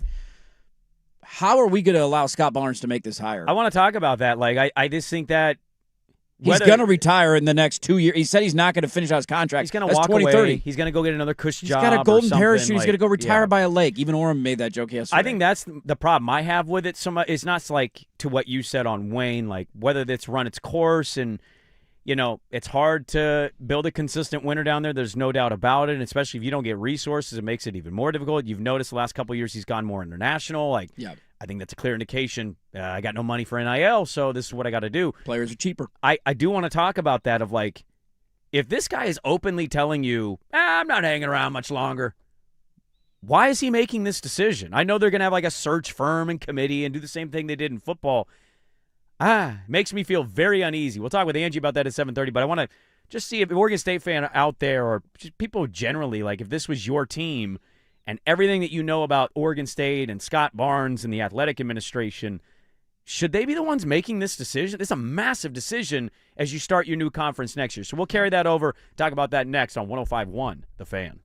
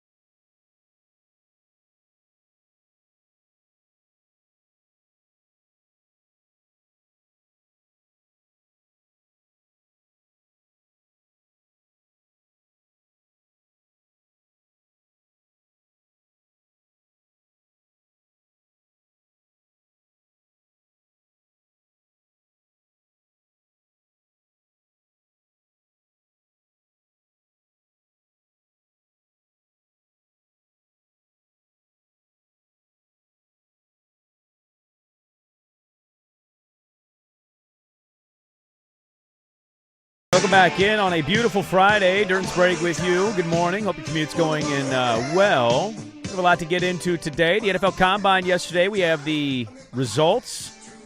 We have the measurements. Talk about the local guys. The metrics. The metrics.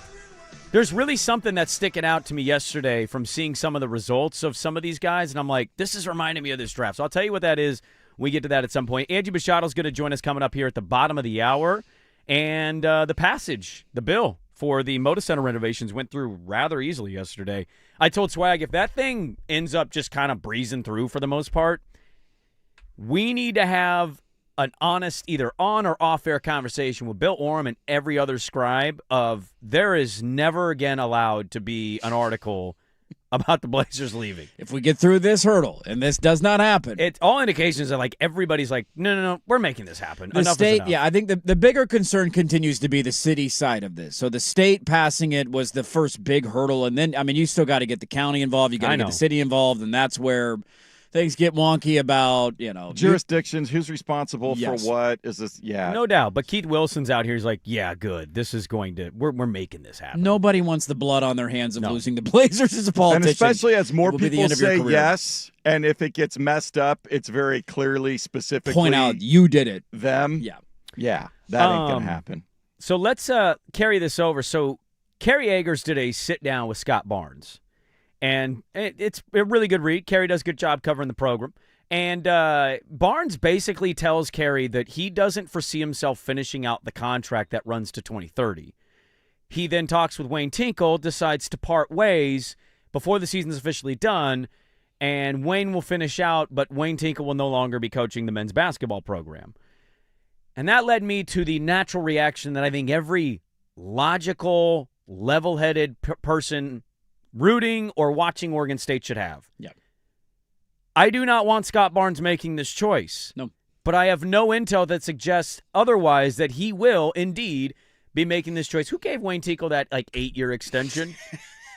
Scott Barnes. Who did an interview and said on live public consumption, Trent Bray's the guy for the job and then fired him 2 weeks later? That was, let me rack my, Scott Barnes. Scott Barnes. Okay. Yeah. Who has been misleading and dishonest in terms of the messaging around the whole Damnation Collective to Blueprint Sports? I'm going to go with Scott Barnes on that one. Who hired Brent Blaylock and then said this is what his job was, and then when the pressure got turned up a couple dials, fired Brent Blaylock? Mr. Barnes, I Scott believe. Barnes, who gave himself the highest paid AD gig in the new Pac-12, yes, far more than any other AD. How does the Gonzaga AD not make more than him? They're in the tournament every year. That's Boise State's AD. And I'm like, what the hell? Hey, who was that? I believe that was Scott Barnes. Oh, Scott Barnes. Yeah, By the way, go look at the Pittsburgh men's basketball Reddit if you want to learn about Scott Barnes for those people.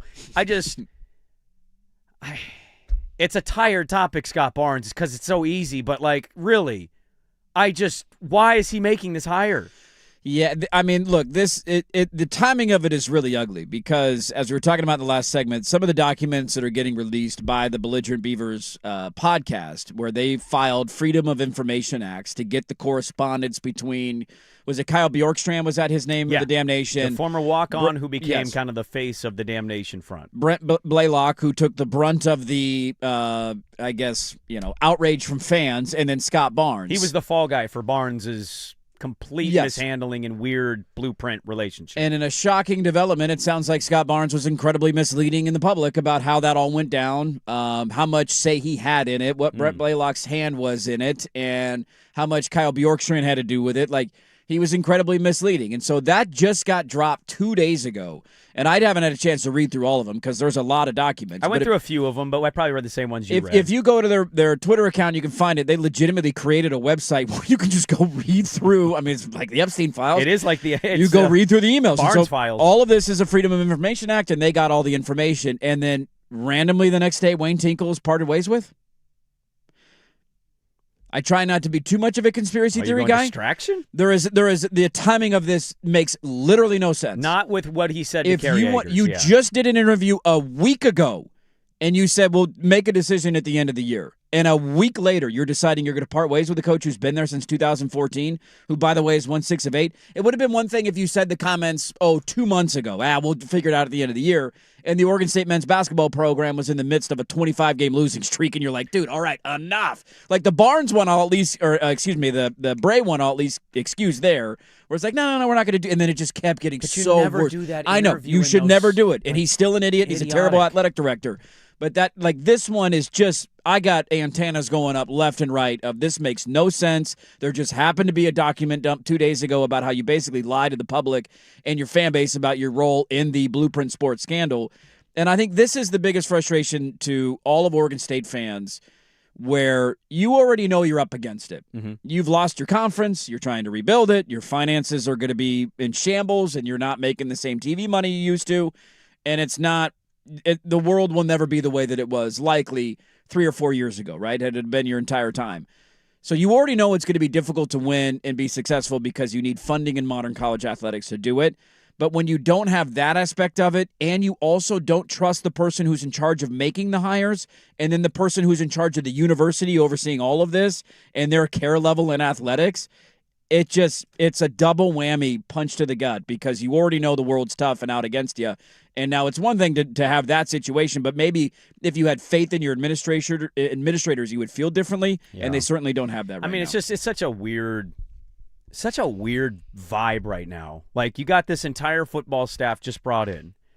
And by the way, none of what was sold about making a hire in that regard ended up being right either. We're going to pay top dollar. Nope. We got a war chest. Nope.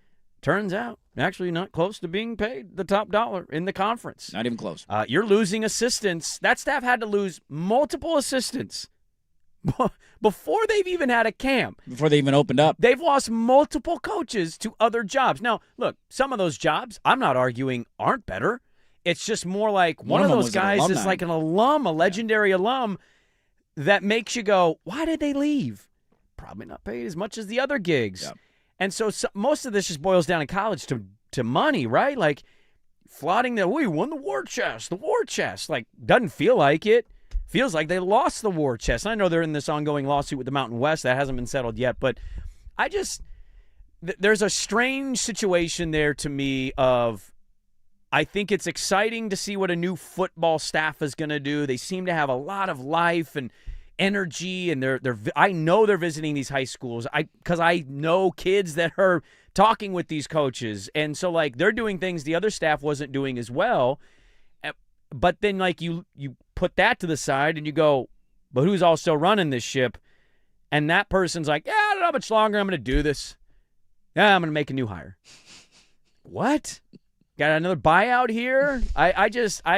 It's a really odd predicament the university finds its athletic program in, where you've got some positive things, some exciting stuff, and the other side of that coin is some not so exciting stuff that is still around to this day, and that's the stuff making all of the major decisions here. So you just hope to God that Shepard and the staff can revive that football program from the depths of its hell. Yes.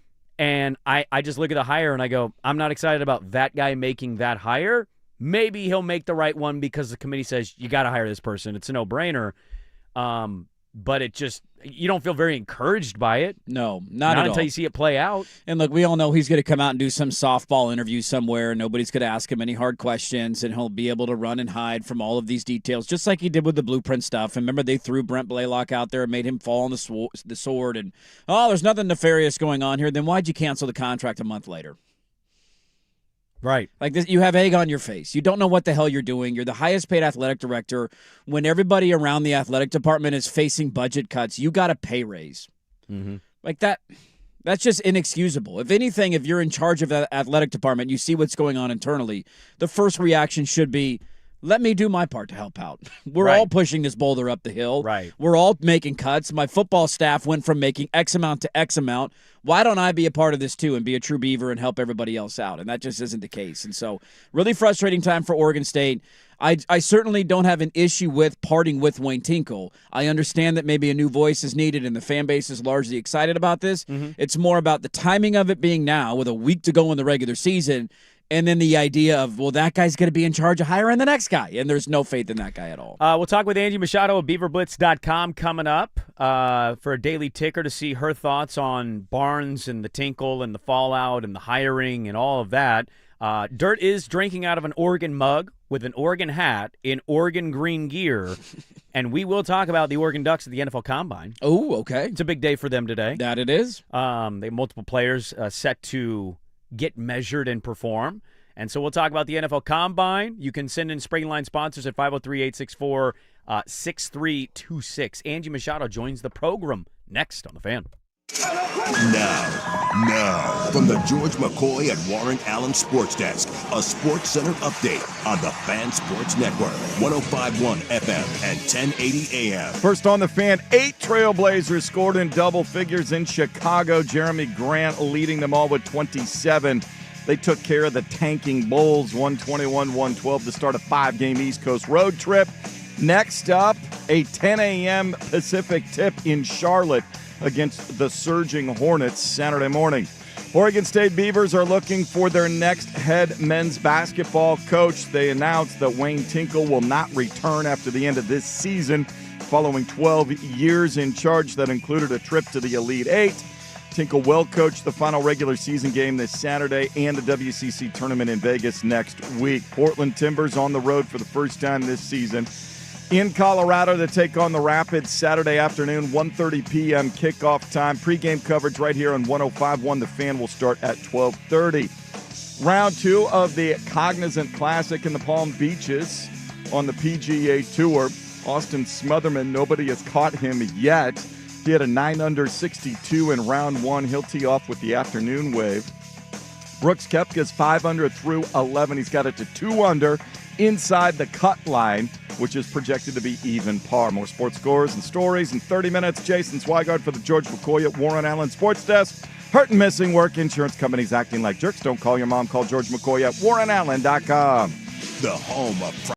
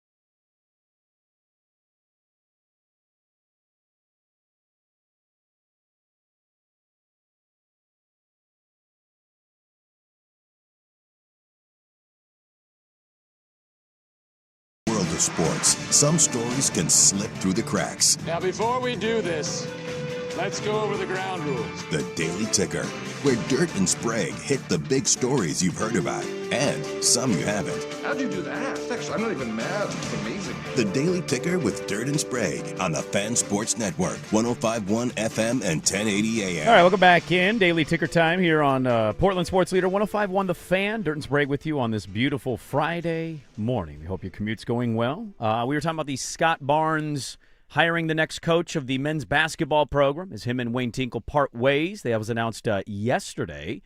And so I thought, let's get on our good friend. We haven't talked to her in a minute. Angie Machado of BeaverBlitz.com, one of our favorites out there. Good morning, Angie. Thanks for hopping on with us. I want to ask you before we get into this, when you order a family-style sized pizza, how many slices at minimum would you honestly say you eat of the pizza? Oh, goodness. Well, it kind of depends on the crust, right? If it's a big, thick crust, like one. One? If it's Okay. not, yeah, okay, I can understand two. that. I mean, it depends. Yeah. But if it's like just the normal, I mean, Costco, I don't know. I've been trying to be really good on my diet lately, but I don't know, probably two. Two. Okay, that's fair. Okay, that's a lot good of it number. depends on how you cut, how big the slices are that you cut too, right? Yeah. Do you go smaller slice cut and eat like four, Yeah. but it's the same amount as It's two big slices. Right. Yeah, I mean, so it just depends. And like I said, the crust, if it's a deep dish, you're not going to eat as much, obviously, unless, like Paddington's down in Salem, which is like the ultimate yummy, but it's like thin crust. Yeah, Wallery's, Paddington's, good spots down there in Salem. So the news yesterday is that Wayne Tinkle and Oregon State have parted ways. The season's just about done. They'll be a top 4 seed, likely in the WCC tournament. That is right around the corner. Just kind of your general thoughts and instant reactions when you heard the news that Wayne Tinkle was out at Oregon State when it came out yesterday afternoon. Yeah, I first of all, Wayne is an amazing coach and even a human being. I think he's made Oregon State campus just better with his presence and just a good dude. If you've been around him at all, he just is a solid person. I was a little surprised by the timing of it, to be honest. I mean, this probably should have happened a year or two ago if we're going to, really look at records, win-losses, and for it to come after they're having a little bit of success here right before the end of the season tournament. It seemed, there's been some heat on Scott Barnes and the Lodge at Beaver Blitz. Everyone's talking about the timing of this kind of screams, let's take the attention off me for a minute and, smoke and mirrors a little bit. Yeah. I guess that's the hardest part I have with it because I agree with what you said. Like, he's a great guy, and it felt like, all right, now it's it's time to move on. And this is something that the fan base has largely been calling for. So sometimes you just got to throw your fans a bone and say maybe this will reinvigorate the excitement about next basketball season. You go hire a new coach, and let's see where we go from here. It's more about just the timing of it and how this is all going to shake out, and if there's any sort of legitimate chance that Scott Barnes is not the one that's in charge, because I feel like that's almost a universal opinion amongst Beaver fans right now of like, we don't trust this guy. He kind of misled us about the blueprint fiasco, and it's just been nothing but like controversy after controversy after controversy behind the scenes. So where should the confidence level be, if any, in Scott Barnes making this hire and being the AD moving forward? Yeah, I mean, I think he's on the hot seat in all, intents and purposes. Barnes is on the hot seat. So, he just told Kerry Eggers last week or earlier this week that he actually didn't think he would be around, to finish out his contract. So, I personally don't like the idea of him making the hire, just because he is maybe not long for the job, whether he retires, and then looking at his track record, if you're a Beaver fan, I'm a little scared, honestly. I mean, you look at his past, in the Lodge, we have a discussion going about his record of basketball personnel decisions. Utah State, he hired one coach, Tim Duryeah. He had a .49 winning percentage and fired after 3 seasons. Ended his coaching career. At Pitt, he had one head coaching hire. He hired Kevin Stallings, who had a .369 winning percentage. And Sports Illustrated said that might have been the worst hire in Pitt history. And then now Oregon State, he has Wayne Tinkle with a .46 winning percentage, with 2 of the worst seasons at OSU history. And those are his 3 head basketball coaching hires. Not a great track record. No, and how odd is it going to – I mean, you're so right on the Kerry article. We brought that up of, like, him just openly saying, I'm probably not going to finish out this contract, which – okay, that's kind of an odd thing to just say out loud. how weird is this going to look if he hires? I don't know who he's going to hire, but like he makes the hire, and I don't know if that person will be good, not good, okay, whatever. We'll have to wait and see on it. But how odd is it going to be when he hires that person and then randomly just announces he's stepping down, like 1 year after making a hire? And if you're a head coach, if you're looking at that job, do you want? I mean, you want to be connected with your AD because that's kind of your job security there. Do you really want to jump into a job that you know that the AD may not be there and have your back? Because that new AD might want his own guy coming in. It's bad. In my opinion, it's bad timing.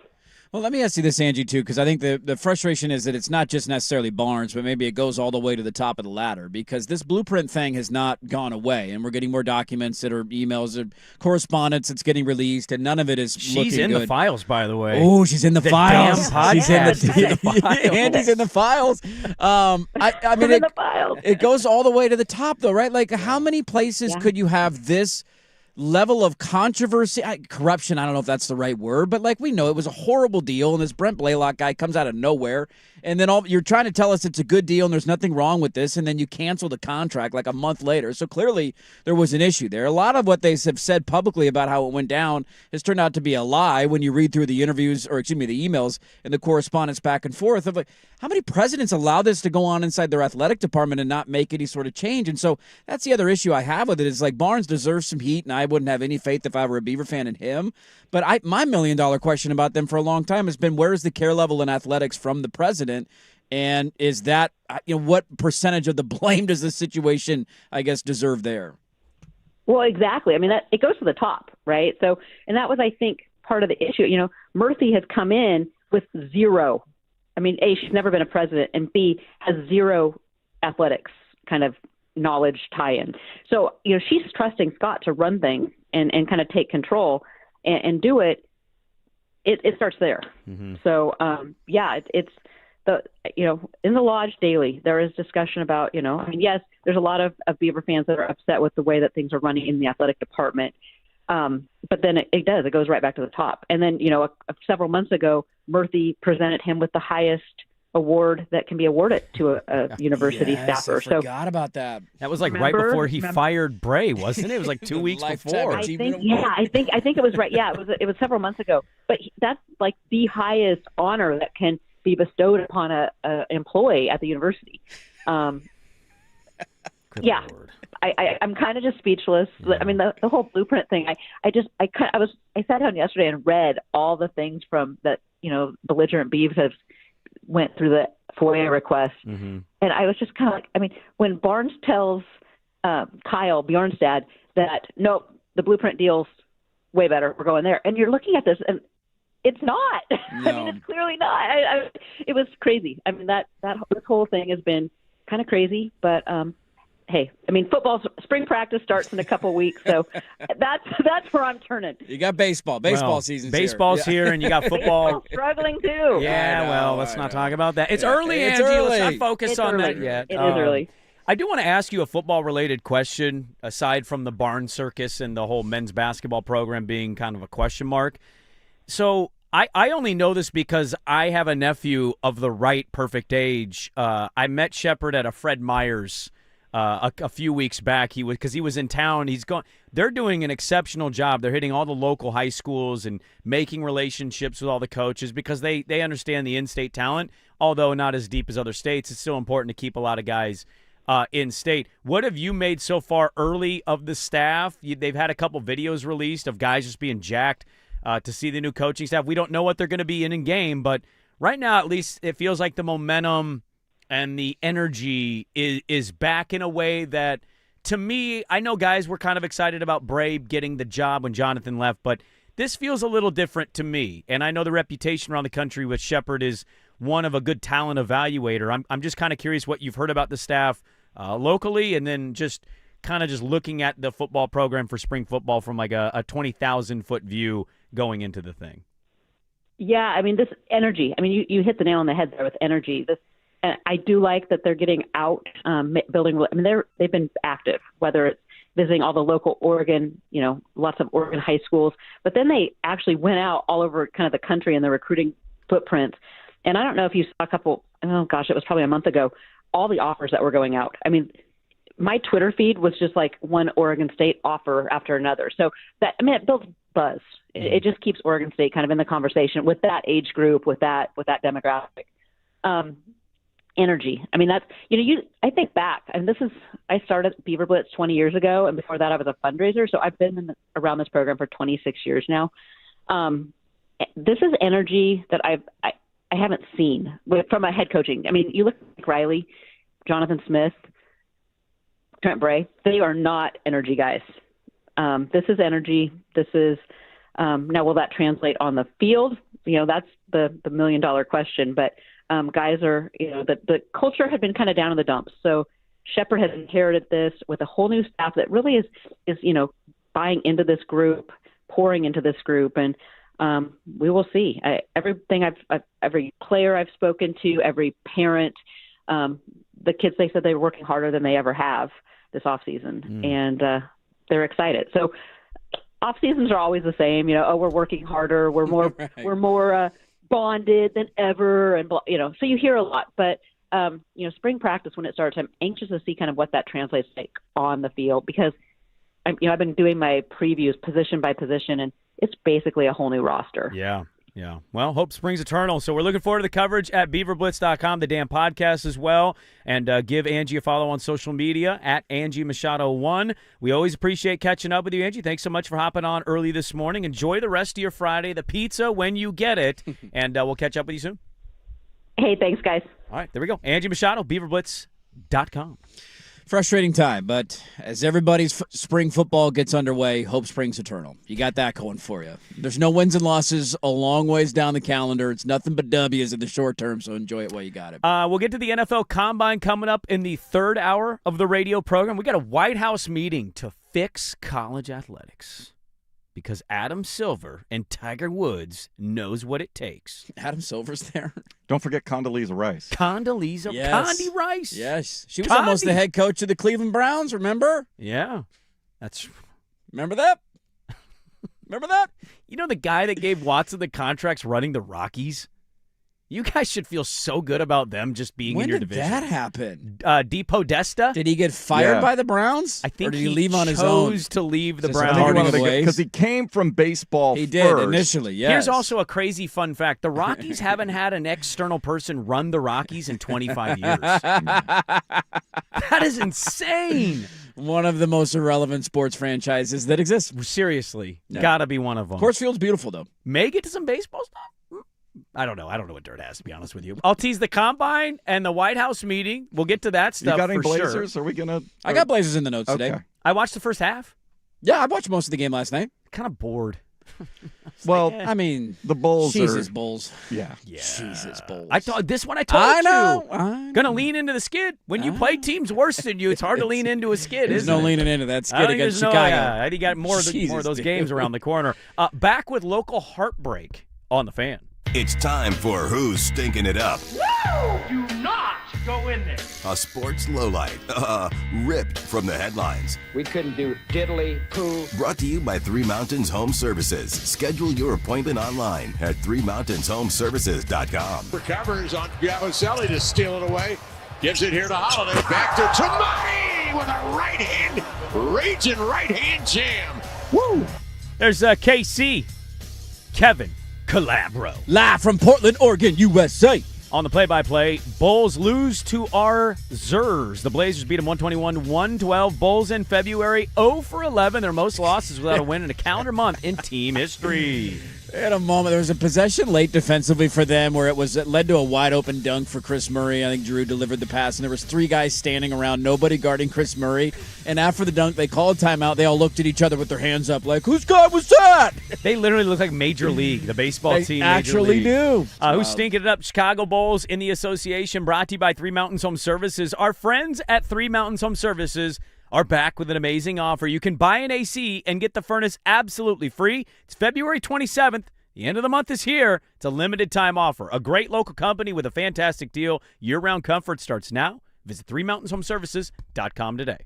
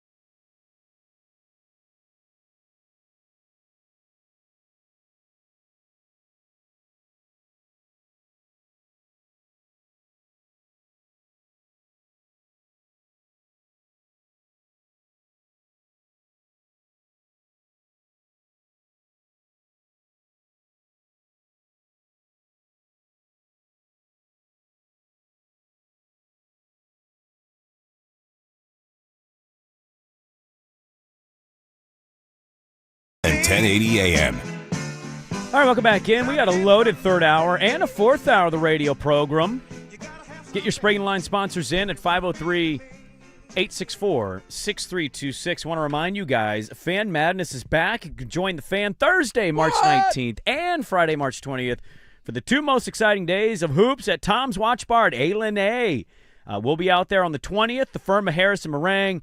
Fan happy hour with one Luke Anderson and Primetime with Isaac Katsuko. I'll be out there on the 19th and the 20th, broadcasting live throughout the day. Don't miss a minute of the action. Come play hooky with the Fan for Fan Madness, brought to you by A and Window Nation, March 19th and 20th. So a local sports story of a team we never talk about unfortunately made the headlines of the internet yesterday. Uh-oh, what happened? Well, the CCC quarterfinals tournament was going on. Are you familiar with the CCC quarterfinals? I'm glued to the CCC quarterfinals. Well, there's somebody Cascade we work with. Collegiate Conference? The what? The Right. Cascade Collegiate Conference. What is that? That is one Dusty Brandman Harrah's alma mater. Okay. So you got the Southern Oregon Bird. The bird, What's the their- Thunderbirds. I believe they're the Raiders. the Raider Hawks. They're the Raiders? The Raiders. I believe so. Definitely the Why are Raiders. they a bird? I don't know.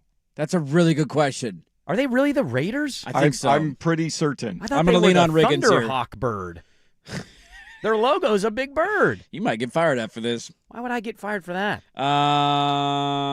Southern Oregon University. Yeah, it is. The picture is a bird. What is the mascot? Raiders.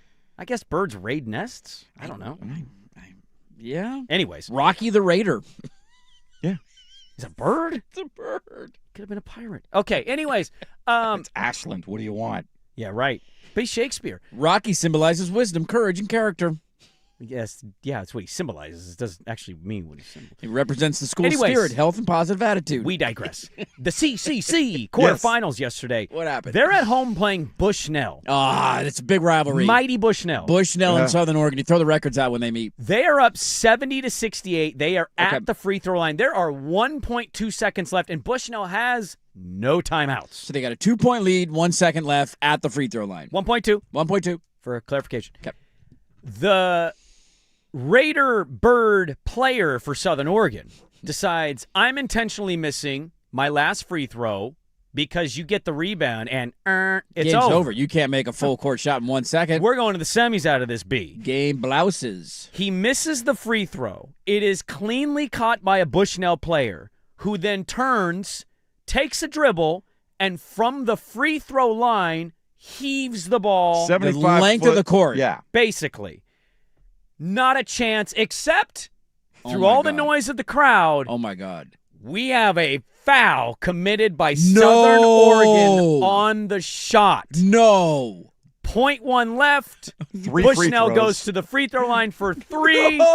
Hits all 3. You can't call that foul. You can't call that foul. You can actually. It was a really bad Was it like decision. pretty Yeah, egregious? it was a foul. He just hacked him. And Yeah. It's over. and there is no We think. and that was situation. that situation. And Oh my Dusty, the God. Brandman Harrah's beloved Bird Raider. So this is the conference tournament that they're playing in right conference Yeah. tournament quarterfinals. They're eliminated at home by Bushnell. I mean, that has to be on the Mount Rushmore of worst ways to lose it. Like, can you think of a worse way to lose a basketball game than that? The only way Hard to is when think of you it. call a timeout and you don't have one, Okay, and and it it gives them results 2 in free technical throws? Sure. free throws. What's a worse way? The calling your own timeout or committing a foul 90 feet away from the hoop? Because you should just let him shoot. The Just let him odds are shoot. less than 2% he's It's making less that than shot. a half of Come a on. percent to heave it with one hand. Why are you contending in a 1 shot? second? I'm saying miss and don't do anything. Just if miss you're- and stand there. If you're going to intentionally miss the free throw, that means you don't believe they have enough time. So No, because you just can't dribble. 1 second left, you stand catch the there ball. with your hand down your shorts. That it's a catch and shoot situation. Take your hand and put it down your I pants, just- son. Where was Ed O when you needed Where him? was that Take when you your damn needed thing. him? Make sure you got 2. Reach down there, make sure you got 2, squeeze them. Don't foul. That's the only thing. Just don't foul. By the way, Dusty texted us. Yeah. What you He got? clarified why their mascot is a hawk logo and racism. What? What? Oh. Yeah. Oh. Yeah. Racism is The what bird, I would say. The bird, they're racist and they picked a bird, or the former mascot it was a ra- recommendation from a Native Americans. Okay. So now I have What was the backstory. mascot before the bird? Just say racism, Dirt, and move on. Okay. All right? Was it that bad? How bad are we talking? I don't know. wanna go I look it don't. up now. I'm not gonna. Is this like Syracuse? You where want me they- to tier the Syracuse, racism all of- for you? What do you want here? At what point did Syracuse say, no, it's just a fruit? Oh, yeah, sure it is. We're going to forget that, huh? Hey, Sprague, why don't Now you're you just the power rank your orange. racism levels here? Let me St. get John's had to into do it. the same thing. Yeah, They did. they did. Yeah, they did. Yeah, what were they when Chris Mullen was playing for them? Look, it's a sick logo. I just didn't know they were the Raiders. Thought they were the Eagles. I should have known that. I should have known that they were the Raiders. But devastating. I mean, heartbreak. That's That's just, brutal. dude. Heartbreak City. What do you do if you're the kid that commits the foul?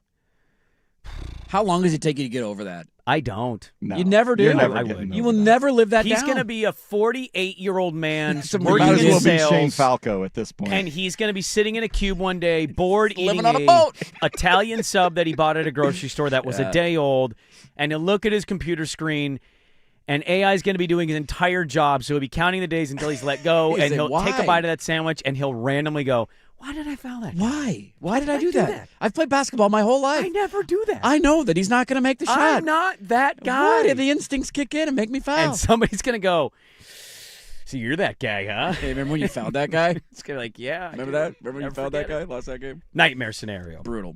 Shout out Southern Oregon. They've made the radio program. Rocky the red-tailed hawk. There you go. Big fan of Rocky. Yeah, there you go. All right, lot to get to in the third hour of the program. NFL Combine. We got the measurements. We got the results. We got the standouts. And we got to look at it. We got audio on one local prospect and another player saying, I'm the best. So we'll get to the NFL Combine stuff. You can put in your Sprague Line sponsors at 503-864-6326. Loaded third hour. Dirt and Sprague 105.1 The Fan.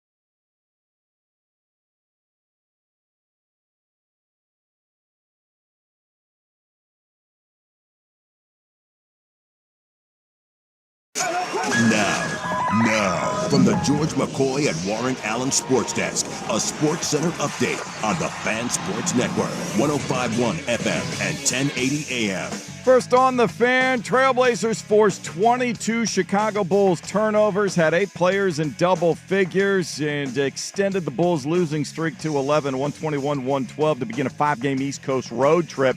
They get an early call Saturday morning, a 10 a.m. Pacific tip against the surging Hornets. Oregon State Beavers looking for a new head basketball coach. It was announced Wayne Tinkle will not be back next season. He will leave after the WCC tournament in Vegas next week after 12 years, a run that included a trip to the Elite Eight. Portland Timbers on the road for the first time this season in Colorado to face the Rapids Saturday afternoon, 1:30 kickoff. You'll hear it right here on 105.1 The Fan. Our pregame coverage will start at 12:30. PGA Tour in Florida, round 2 of the Cognizant Classic. Austin Smotherman still in the lead after his opening round, 9 under 62. He doesn't tee off for a couple more hours. Low round on the course this morning. Canadian Ben Silverman, 6 under through 12. He is 4 under for the tournament. Brooks Koepka, 5 under through 12 today. He is 2 under for the tournament right now inside the cut line. More sports scores and stories in 30 minutes. Jason Swigard from the George McCoy at Warren Allen Sports Desk. Hurt and missing work. Insurance companies acting like jerks. Don't call your mom. Call George McCoy at warrenallen.com. Sports Saturday.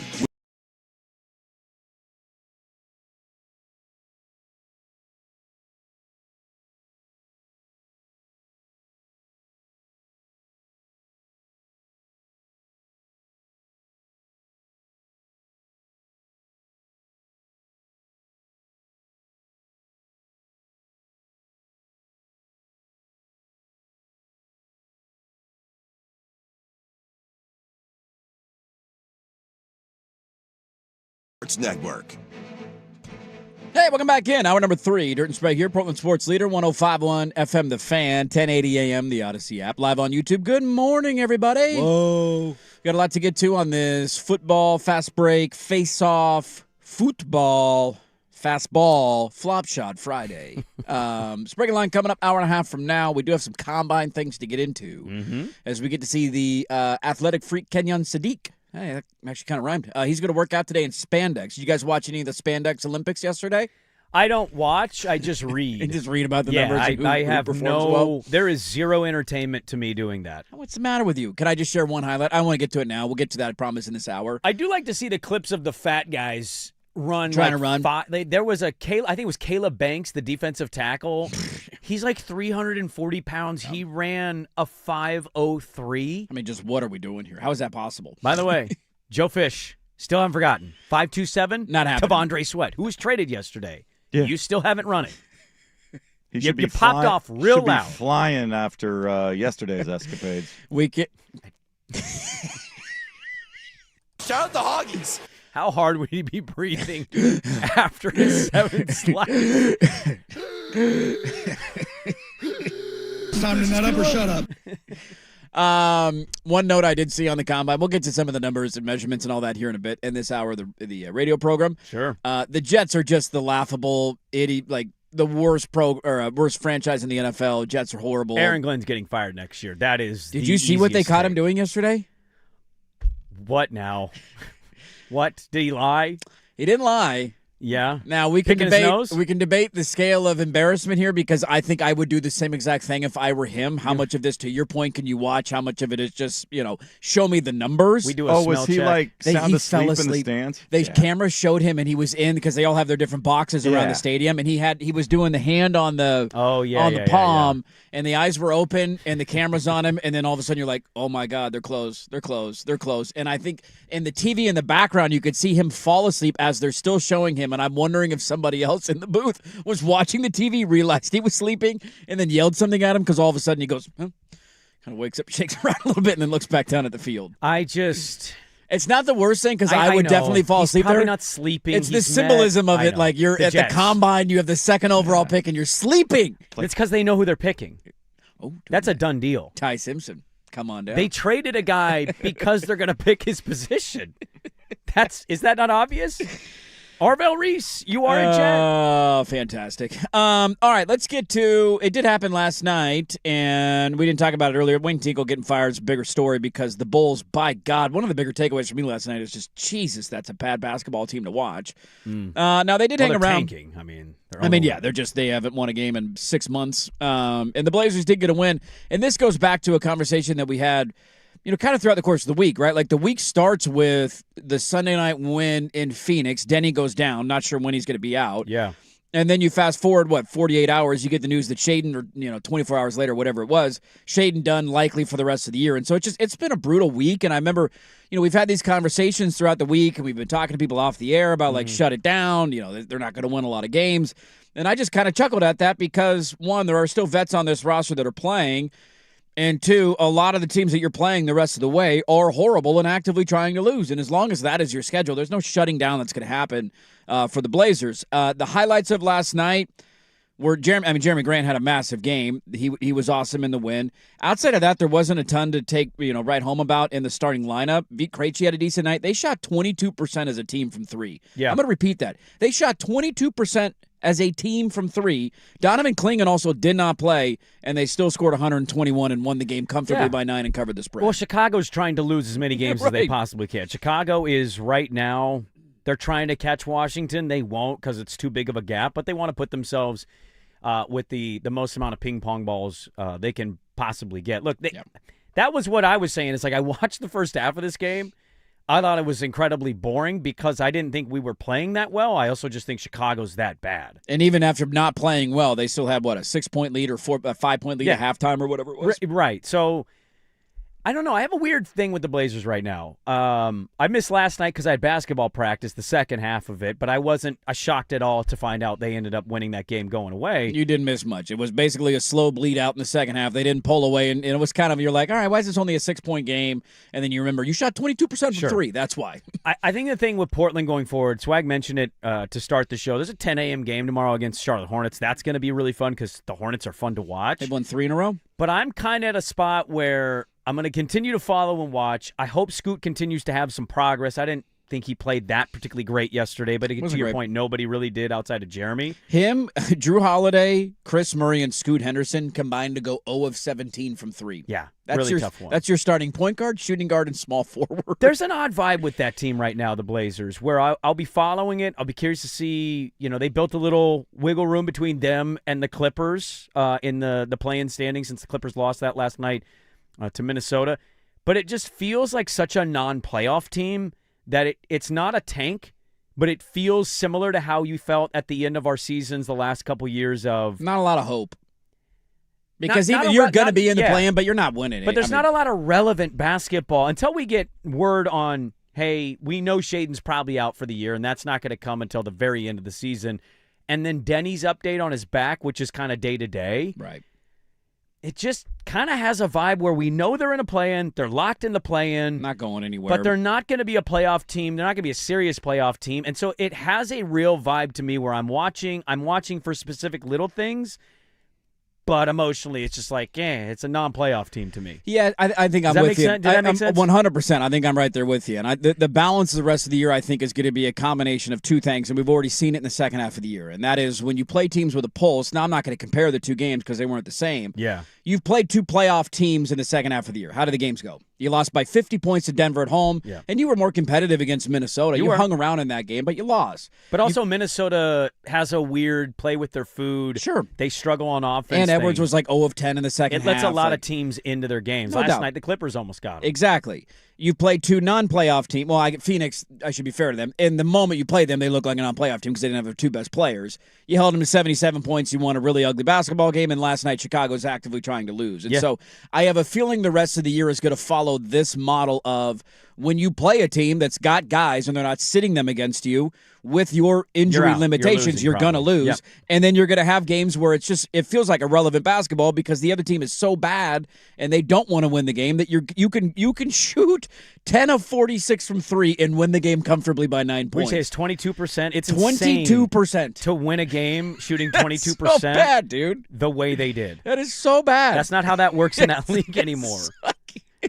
unless you're playing a Chicago Bull You team. had 3 guys in your starting lineup combined 0 of 17 from 3. That made for really ugly basketball. But you won because Chicago's actively trying to lose, and so you're going to win a lot of games the rest of the way because of that, and that makes it really hard to grapple. And I'm trying to be fair to them, right? Like, this isn't necessarily their fault.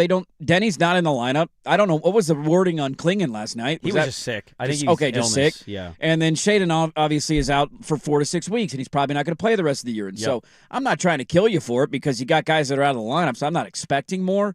But it's going to be a weird balance where I think you're going to lose to good teams and you're going to beat up on bad teams. Like, I think they're going to lose tomorrow at Charlotte. I tend to agree with you. And then I think they're going to probably beat Atlanta. Yes. And then at Memphis, they'll probably win. And then they'll lose to Houston. Right. They'll come back home, play the Pacers, beat that team. Yes, because they're terrible. See what they do against the Hornets at home, because that's probably going to be different. Then beat Utah, and then lose at Philly. Right. You know what I mean? Just go you through can the follow schedule. this Win, loss, win, loss, win, loss, loss, win, win. It's like, a weird it scenario where it feels like the wind is out of the sails. And I don't want to speak for all Blazer fans. Maybe people disagree with this. Well, I think it's possible to say you're following. You're going to obviously watch the play-in when they get in it. They'll be in it. You have your thing you're following. Maybe it's multiple.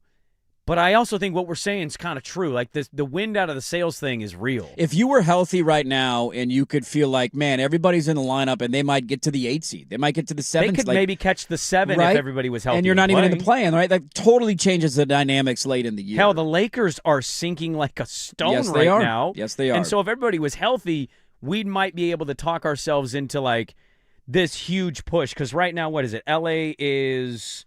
There's 6 games up on you. The way they're playing, the way the Suns are hurt, Warriors are a wild card with no Steph. Like, if you're healthy, you might have a conversation here to be had of, like, could they make that kind of ground up in this amount of time? But it's not our reality, and we don't know when Denny's going to be back. Yeah, and so even last night, the Clippers lose to the Wolves barely, but that was without Kawhi. Right. He's not even playing. So I don't know. It's an odd thing where I'm watching a couple players. I hope they can get guys back, but I don't feel very optimistic about it. And, yeah, I think your description of, like, the wind is out of the sails, but I'm on calm waters in a sunny day, and I'm finding some things to enjoy. You're drifting ashore but slowly. But I don't care that much. You know what I mean? Yeah. Well, look, I said this after the All-Star break happened in the second half of the year. Like, the things that I'm excited to watch were – ironically, one of them is now out the window, and it was your possessions that those young 5 players playing together. It's going to be 143 for 2 years. That's now gone. We don't know when Denny's going to play and Shane's out for the rest of the year. So I circle Klingon because I'm fascinated to see how the rest of his year goes. I think he's been tremendous this year in year 2. And so what do you get, especially in the games against better centers that you have the rest of the way? And can he break through in some of those, like, hey, that guy's an all-star and he had 18 and 11. Like, that's cool to see. And then it's Scoot Henderson. And that was the tough part about last night because on the one hand you say, all right, you won the game. Chicago's terrible. You should win the game. He didn't play well.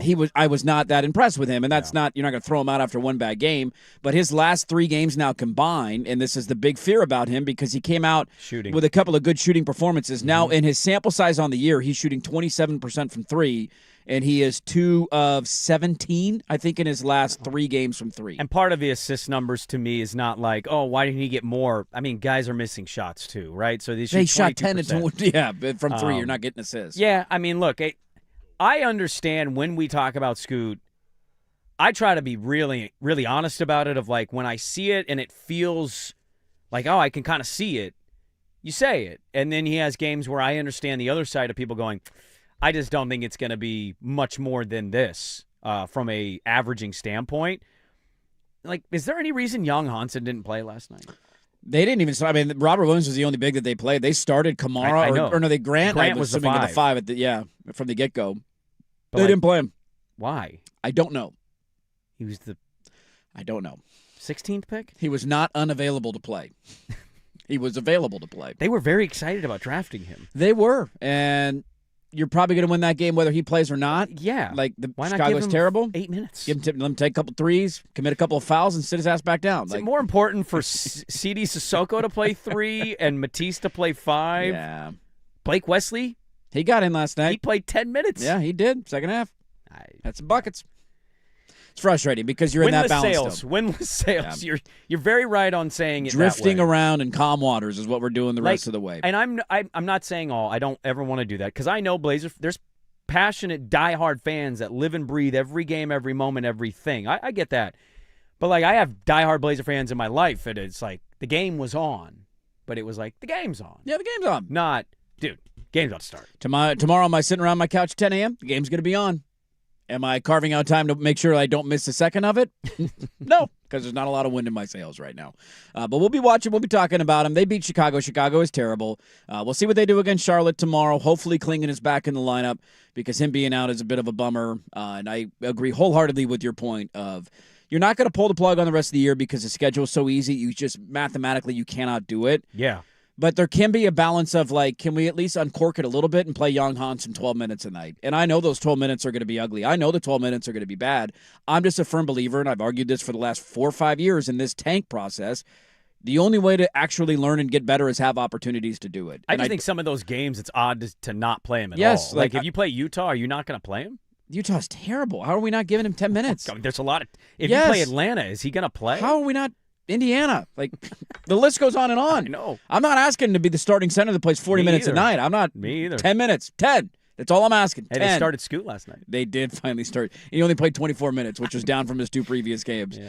So that's where we're at right now. Blazers get a win last night in Chicago. We'll see what they do on the road tomorrow in Charlotte. We'll get to the Combine coming up bottom of the hour. Guys that are testing today. One guy really stood out yesterday. Sprague's got hot takes on all the hand size memeasurements. I don't have hot takes. On Hot takes coming on Combine There's measurements. a draft I'm reminded of, though, with some of the narrative stuff. We'll get to that coming at bottom of the hour. But coming up next, let's talk about a coach commenting publicly on a player and just – I'm going to laugh at the comments. How do we think this is going to age? We'll get to that coming up next on The Fan.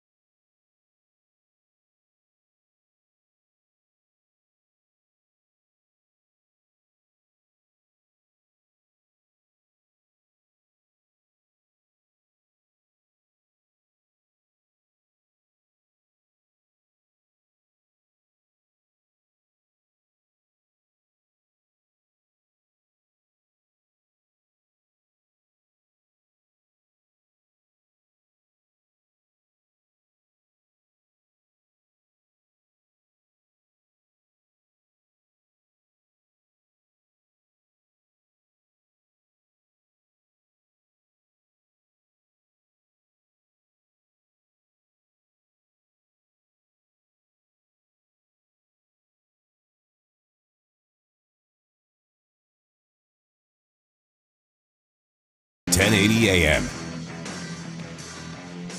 All right, a player proclaiming they are the best player in the draft. We'll get to that bottom of the hour. Sprague will give you hot takes on finger sizes and thoughts on Kenyon Sadiq. By the way, we have Dylan Thieneman measurements that have come in. He's measuring currently.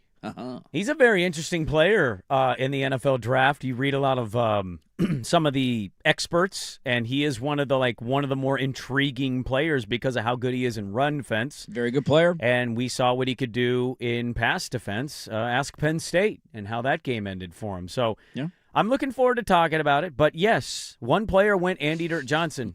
Check tape. Check the tape. Check tape. I rocked in high school football.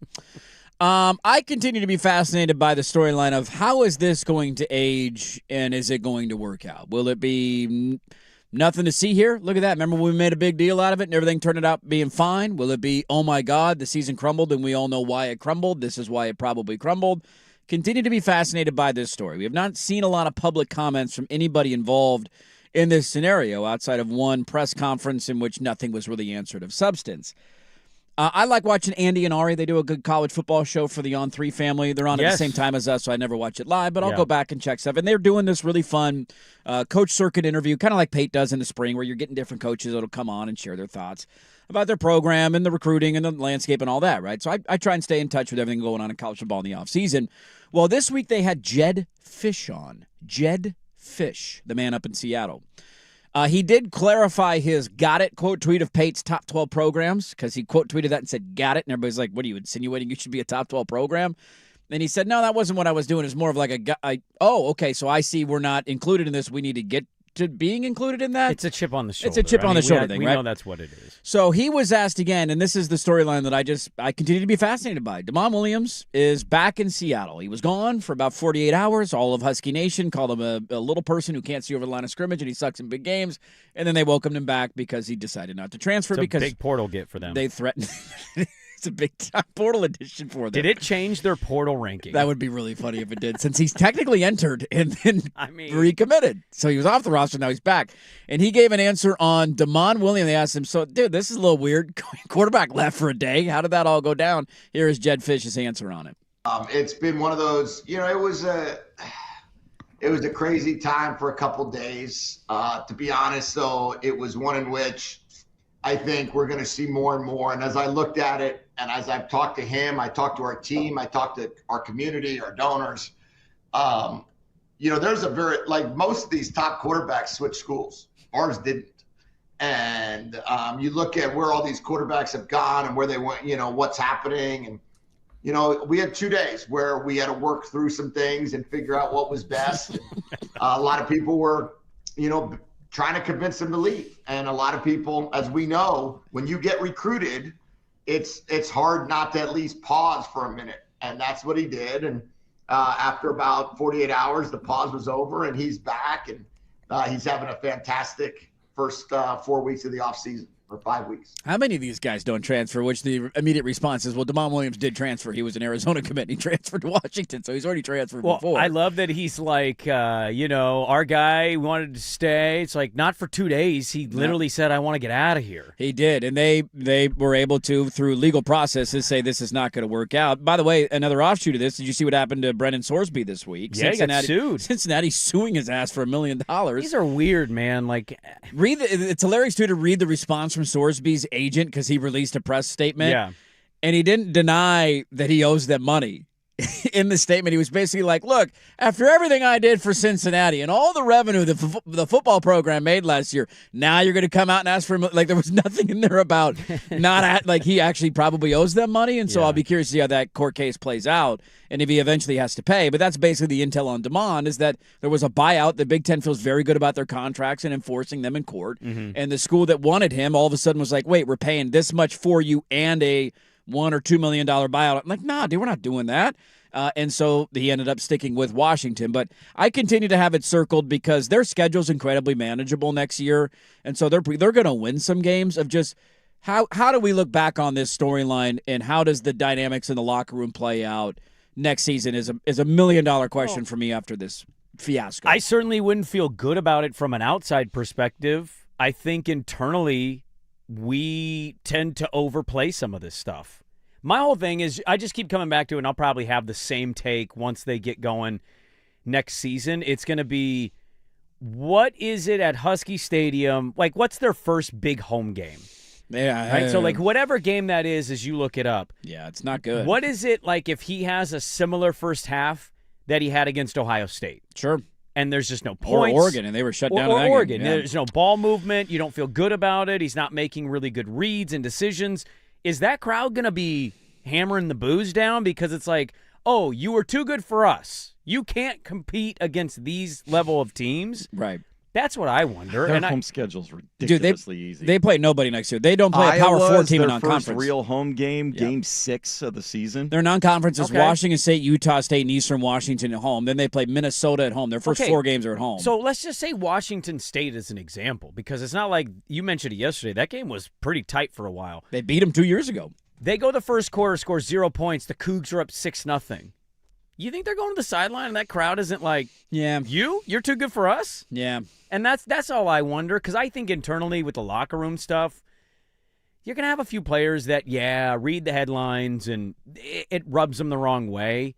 Dude, athletes live in a different reality than we do. I think these guys could easily just move on in camp, dab them up, give them a guy. Like, they're not thinking about and talking about this stuff the way that we do. I think it's more about the pressure externally that's going to be put on him to perform really well because he pulled this. Yeah. The team expectations next year are not, I mean, you're going into year 3 now. happy-go-lucky with 7 and 8 wins. It's going to be like, are you going to take a 10-win step? Are you going to especially with that Oregon? schedule. Are you going to compete in the Big Ten and be one of those players? Or are you just middle tier of that conference? Yeah. So that's what you're looking at next year, I think, is more the external pressure. I think internally, these athletes tell us and show us all the time, none of this stuff really I think it's fair hits point. them the way that we think it does. I think, too, if I were a Husky fan, the only thing that I would circle for him next year, because he has proven against inferior, like, I'll use a comp, the player we were just talking about. Donovan Clingan is this right now. Donovan Clingan, when he plays a team that doesn't have a dominant all-star center, what does he do? Dominates. 23 points, 15 rebounds. He's knocking down threes, 4 blocks, 2 like the stat line's like, oh my God, this guy's Will Chamberlain. And then he plays Rudy Gobert, and you're like, you had 2 points at halftime and 3 rebounds. What happened there? That's the epitome of DeMond Williams as a quarterback. He's going to play Minnesota in their first conference game and have 480 total offensive scrimmage yards and 6 total touchdowns. That was what he was last year. And then when he played Ohio State, what happened? They couldn't score. They couldn't move the ball. When they played Oregon, what happened? He couldn't score. Couldn't move the ball. Threw some bad picks. Like, when they played better defenses, it was really ugly for them offensively. And so it's an interesting year 3. They're not going to have an offensive coordinator this year. A lot of Husky fans want Jed Fish to give up play calling. He's like, nah, I'm not going to do that. Their offensive coordinator left. That just happened, last week? Yep. And they're not I think he came out and was like, I'm not even going to hire a guy. They're just promoting somebody to be quarterback coach, and I'm the OC and the head coach. And people wanted him to give up play calling duties. And I don't know if we're going to get a fair judgment of them as a team or him as a quarterback in this situation until they go on the road at USC, which I think is in early October, because everybody they play before then is at home, and it's not a challenge. And so I'll be curious how it shakes out. I continue to have it circled that when these guys hit the portal, they usually leave, and then it's animosity and anger towards the guy for leaving, and it exists. They lived in that world for 48 hours. You can't scrub what you said social media-wise. But then they also kind of legally made him come back. They absolutely. It wasn't like he was like, you know what? Right. He sent out a statement, and it was like, I apologize. I mean, this would be akin to Mario Cristobal announcing he's going to take the Miami job. Every Oregon fan unleashes what they did on social media, right? Changing their tune from the last, because every fan base does this. We all did it as fans when Mario left. He was great. Now he's a bum and he can't win a big game. And then 2 weeks later being like, just kidding, I decided to not take the Miami job. You're like, oh. Or Oregon legally says, actually, we're not going to allow the buyout. You got to stay here. I said some really awful stuff on social media. Now you're my head coach again. I'm sorry. So we'll see how it plays out. Jed Fish, though, giving an answer, Andy and Ari, in the offseason on his quarterback. Do you think at all, like, I don't think this impacts the players much. I do wonder how this is going to impact Jed. It's a huge year. The pressure is mounting every year on these guys, right? Yeah. What is his like patience and thoughts if DeMond is struggling? Is he someone that goes, dude, I am not sinking this year because this guy doesn't have it?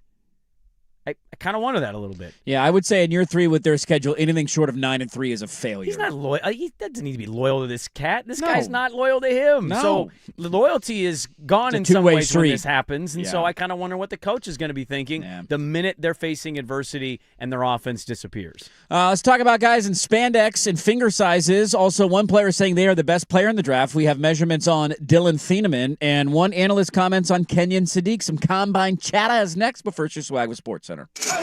Now, from the George McCoy at Warren Allen Sports Desk, a Sports Center update on the Fan Sports Network, 105.1 FM and 1080 AM. First on the Fan, Portland Trailblazers shorthanded in Chicago, and it didn't matter because the Bulls are tanking hard. They turn it over 22 times. 8 Blazers score in double figures for a 121-112 victory.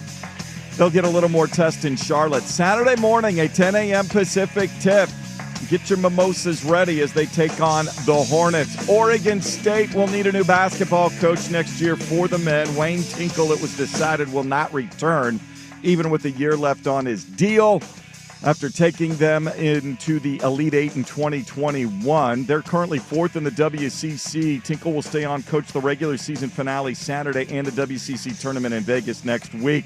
Portland Timbers on the road for the first time this season. They get the Colorado Rapids Saturday afternoon. That is a 1:30 kickoff. We'll have pregame coverage here on 105.1 The Fan starting at 12:30 Saturday morning. The PGA Tour, round 2 of the Cognizant Classic, PGA National, and Brooks Koepka navigating the bear trap much better on day 2.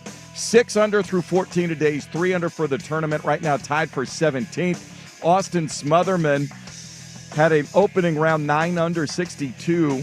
He's got a 1-shot lead over Nico Echeverria and nobody closer than 4 shots on the course right now. More sports scores and stories in 30 minutes. Jason Swigard from the George McCoy at Warren Allen Sports Desk. Hurt, missing work.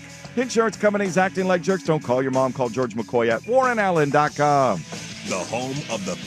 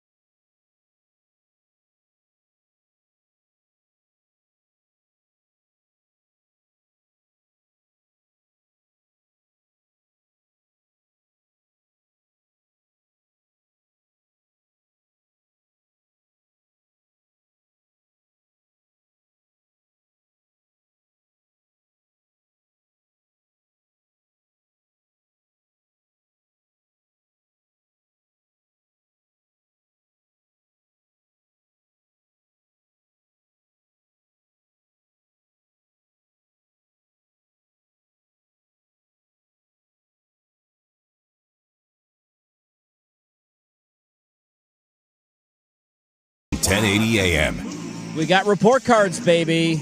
Oh, I want to get to these. Got to talk about it. I tell you, They a hot can't take take on this away from us. They did. You This cannot is take it away. This is it. This is Bring the it final back. year. If I was an owner, I understand winning is everything, right? If I'm an owner and I buy one of the bad teams, this is my top priority. Getting the report card right. Field conditions, dude. meals, locker room. We're getting A's. Yeah. It is of the utmost importance to me. You want to be a place that people want to play. And if you're getting Fs. Sometimes the good teams are on this, and you're like, Sometimes what? they are. That team?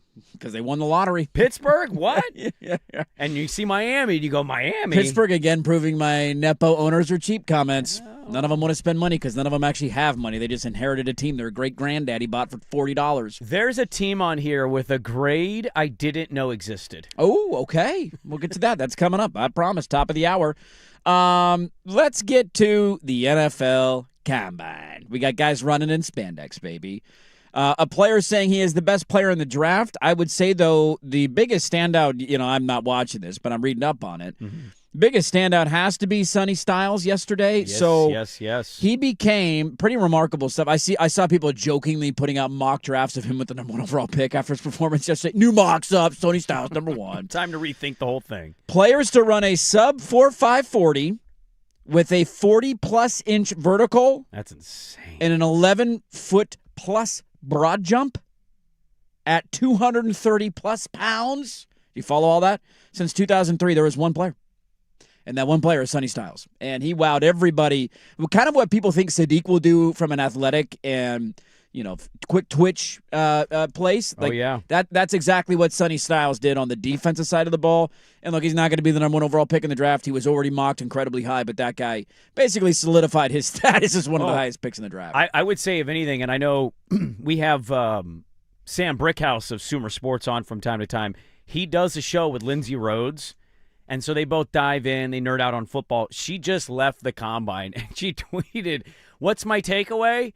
This draft sucks." And it's basically how the top-end guys would not be top-end picks in a lot of other years. My takeaway, Interesting. and she talks more about it. I'm just telling you, she surmised that it's not a great draft. Interesting. This is a loaded linebacker draft. Yes, it is. If you want good linebacker play, this is the draft for you. Now, you got some edge rushers in here, too, as well, and we'll see what Mendoza is. Is Simpson going to sneak into the back end of this thing? But it's basically Sonny Styles was the biggest of winners yesterday, but it is a loaded class. You got this Jake Goldday kid from Cincinnati. Anthony Hill Jr. from Texas stood out. Mm-hmm. Kyle Lewis from Pitt. You've got guys all over the board that are linebackers or linebacker edge rusher hybrids. That's the draft. In a nutshell. Yeah, a lot of players at that position. And one of those edge rushers says, hey, what are we talking about here? Who cares about my arms? I'm the best player in the draft. I'm the best defensive player in the draft, the best in the country.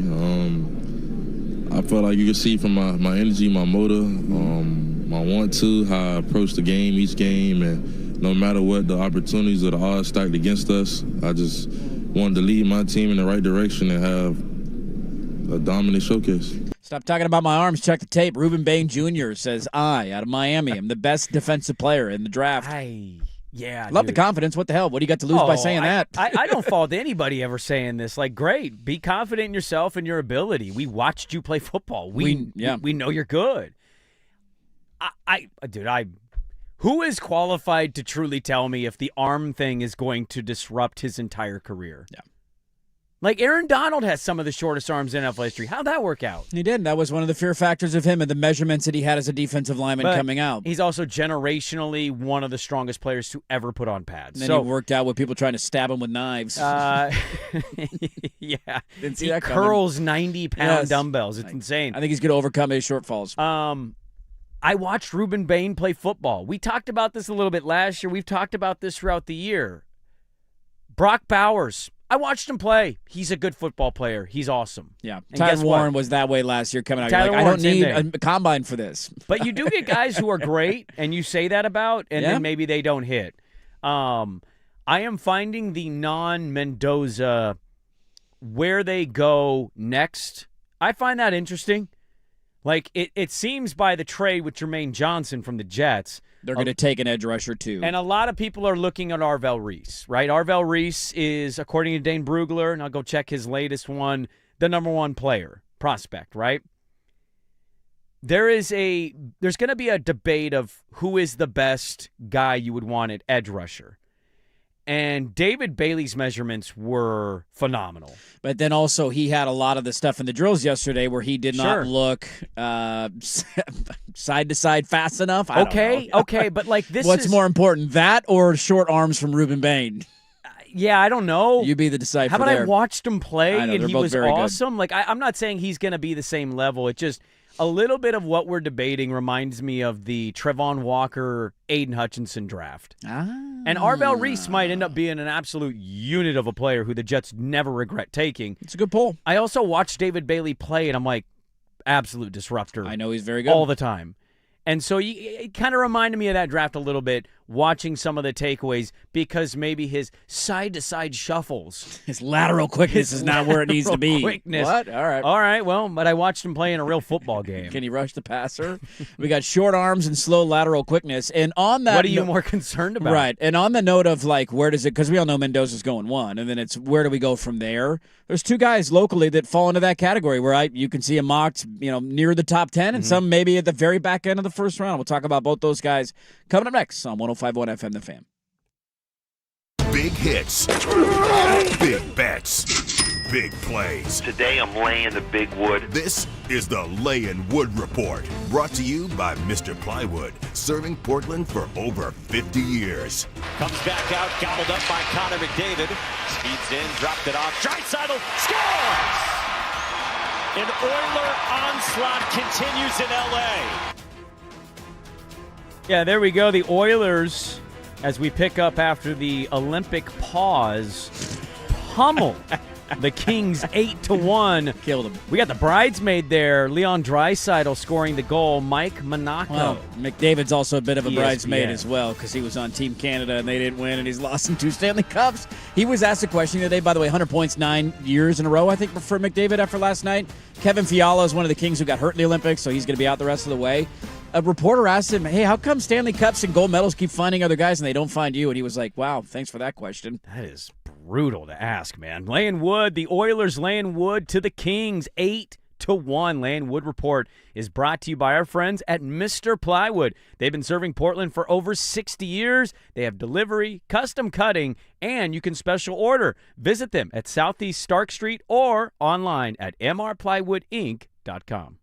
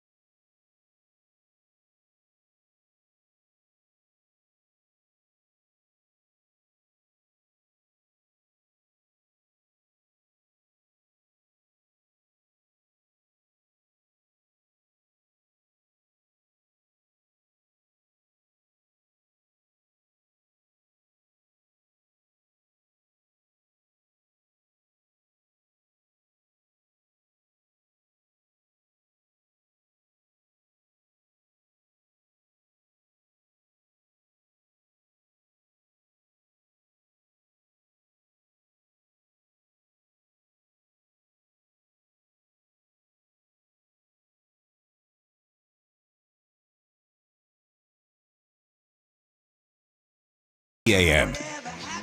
How about right now, if you text the word hockey, Hockey, to 503-864-6326, you can win a family 4-pack of tickets to see the Portland Winterhawks on March 7th or 8th at the Memorial Coliseum, the VMC. They're going to let you pick which date. And again, text hockey, Hockey, 503-864-6326. 1051thefan.com for complete details. I believe. That was a great cut by Mike Monaco. I mean, I didn't correct you. I didn't catch it. I think the Hawks, by the way, on one of those nights, no, don't quote me on this, I think they're announcing their top 10 players in franchise history. To make the list? Saturday, March 7th. I unfortunately did not play for the Winterhawks. Who is there an obvious number one? Cam Neely. Cam Neely will probably number one. Who's number two? Is that Jones? I mean, there's a Ryan balance. Johansson. Yeah, Or is he you already? Think Ryan Johansson's number two? I haven't Are seen you guys the entire weighing their list. pro careers? I don't know. Are they or- doing this as their Winterhawk career? run? Although some guys were in there that were like, he wasn't there for that long, but he's a big name. Yeah. Well, you got to put a big name on a list. He was Marian very big Hossa. at the next level, right? Like, and I don't think Marian Hosa's been named yet, so he'll probably be in there. Like when Seth Jarvis wasn't a top 10 guy, I was surprised by that. Braden Coburn, I don't think was a top 10 guy. Wow. He was a top 5 pick in the NHL He was there draft. for a while. So- Seth Jones. Seth Jones would probably be on that Who was list. the cat I was sitting next to at a hockey game once? Tyler Witherspoon. Witherspoon? Witherspoon. Is he still in the league? W-O. He was a Flame, I think. He was in the AHL for a long time. Yeah. Yeah, I was sitting next to him, and I had no idea. There's we were on a the couple Jumbotron. of. I always get confused because there are some more Witherspoons in the NHL. I don't know if they're related or not. Tyler's a but- good dude, and he, you famously sat next to him, and they showed him on the Jumbotron, It's like right next to him. and everybody was giving him a standing ovation, and you're like, I don't know. And they're like, so did you play for the team or something? Like, yeah, I played for the team, man. I was here. I think you were like 2 rows behind me. You were like, dude, you're sitting right next to him. I was Dude, like, right I next had to no idea Tyler. who he Sit was. up to Tyler, dude. He's We're a on the good dude. Jumbotron. So that's coming up. Text hockey 503-864-6326. Let's go Hawks. They're on the road in Victoria this weekend. A beautiful trip up for back-to-back. Then they're back in town next weekend. Couple of Ducks in the news. One of them. Tez Johnson? Well, Tez. Yeah, we can get to Tez. That's. I mean, buddy, why are you? No, don't sidetrack Is the headline me. going to say Bo Nix's brother? Wait, what?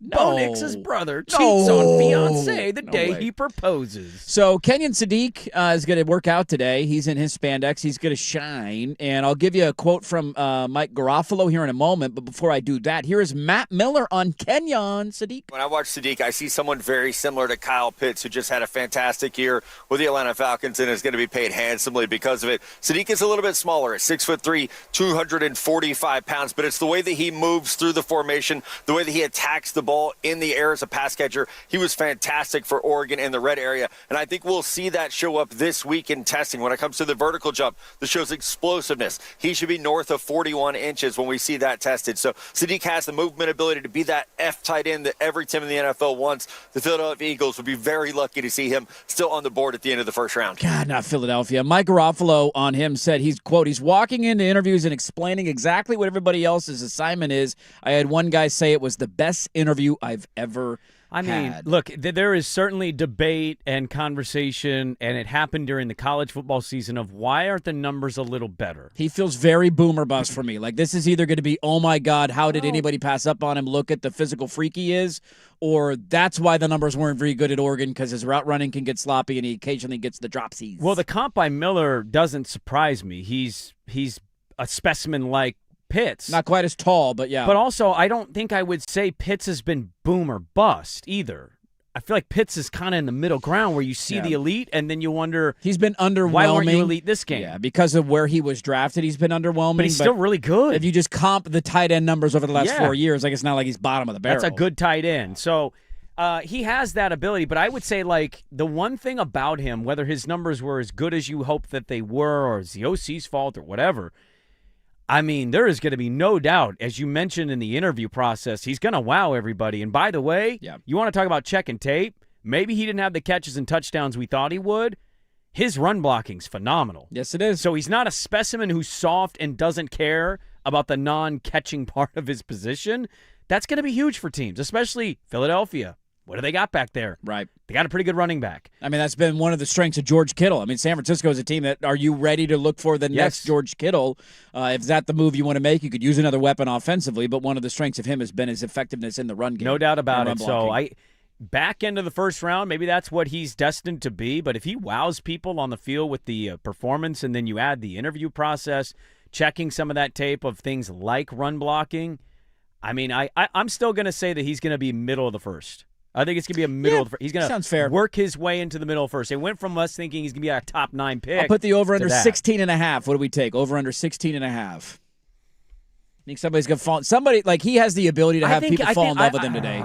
Because he's going to measure really well. Draft. There is. I'm going to say I'll take the under, but I think it's right at that 15, 16 Some go 18, range. 19. Somebody grabs a tight end in that range. range. Yeah, look that one up. I'm curious on that. Dylan Thieneman also working out today. DBs and tight ends are going. His measurements have come in. He's done some really good interviews. Dylan Thieneman, another very interesting prospect because he's a balanced safety. He's good in the run. I wouldn't say he's elite against the in coverage, but I think looking at Ravens, Bucks, and Jets. Ravens, Bucks, and Jets. I mean, I've seen the Bucks mocked. 14, 15, 16. Yeah, I've seen the Bucks mock to him, or him mock to the Bucks, I should say. Thieneman's hand and arm measurements are interesting because his arm measurements have come in 5 inches longer. He's a 5-inch longer wingspan than Caleb Downs. Now, he's not the player that Caleb Downs is. Caleb Downs might be the best player in the entire draft, but it is an interesting measurement of. Those are the things that scouts look for, right? Those like how long are his arms, how big are his hands, how does this play into that? And so Thieneman's getting his workout in today as well, and I'll be curious to see what scouts have to say about him. But the two guys who have a decent shot at going in the first I think a great shot at going in the first round, Dylan Thieneman and Kenyon Sadiq locally. He is both working out today. He's Dane Brugler's like one of the more interesting players in the draft because of the hybrid ability to do what he does in run defense, what he can do in the pass defense. A lot of people think he might be a slot guy in the NFL because of his ability to play against the run, so you get him up close to the line of scrimmage. Physical, very defensive physical back who's not afraid of the contact. He's just kind of an interesting prospect of like, he could sneak into the back end of the first round. We talk about Kenyon Sadiq. Is he going to be a late, early, mid, whatever? Dylan Thieneman might be able to perform his way and interview his way into the back end of the first round of this thing. That's a massive opportunity for Oregon to sit there and have multiple first-round picks again. Yeah, two stand-up dudes who we're going to interview really well. Yes. Genuinely good people, and so rooting for them. One other local note, Denzel Boston has announced he will be a full participant at the Combine. So I think there was some concern about an injury, and maybe he wasn't going to be able to go through everything. He will run and do all of the drills, and that's a guy who's a stud. He's kind of an under-the-radar receiver because they weren't the Washington of 3 years ago and in that receiver class. But anybody with eyeballs that watches him knows he's a wide receiver one, if I could talk, in college. And so excited to see how he tests, and I think he's going to be an absolute sleeper pick for somebody in April. So it's Combine season. Get your spandex on. Go run around. Let's measure each other's hands, and we'll see how the rest of it shakes out over the weekend. Lots to get to in the final hour of the show. We will start with the report cards. They can't take this away from us because it's glorious. The bad ones remain bad. Some of it is surprising. Some of it positive and negative. We'll get into it. Report cards in the NFL next on The Fan.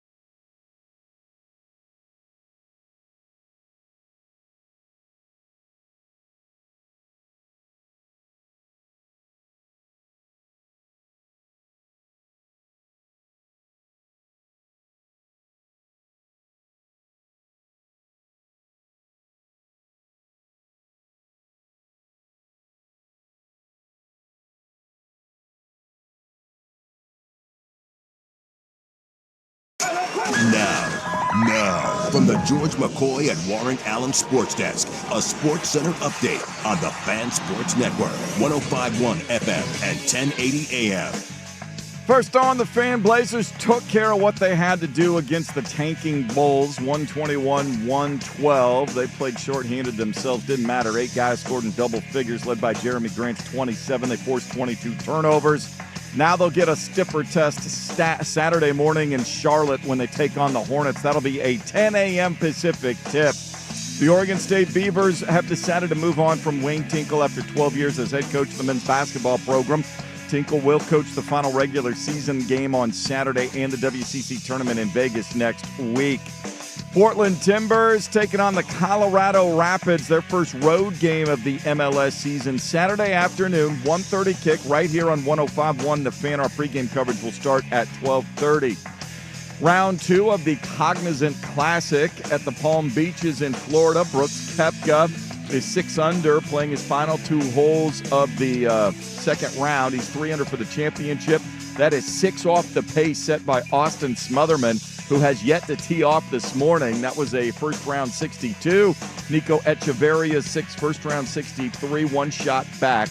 They will play in the afternoon wave. More sports scores and stories in 30 minutes. Jason Swigard from the George McCoy at Warren Allen Sports Desk. Hurt missing work. Insurance companies acting like jerks. Don't call your mom. Call George McCoy at warrenallen.com. The Fan is live on YouTube.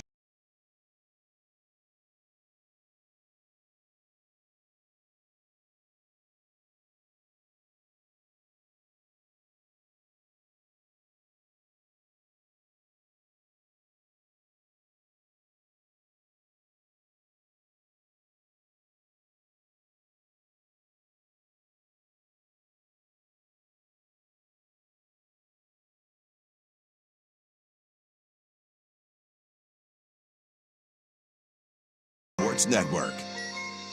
Hey, let's do this. Final hour. Dirt and Sprague here, Portland Sports Leader, 105.1 FM, The Fan, 1080 AM, the Odyssey app, live on YouTube. Good morning, everybody. Lots to get to in the final hour of the radio program.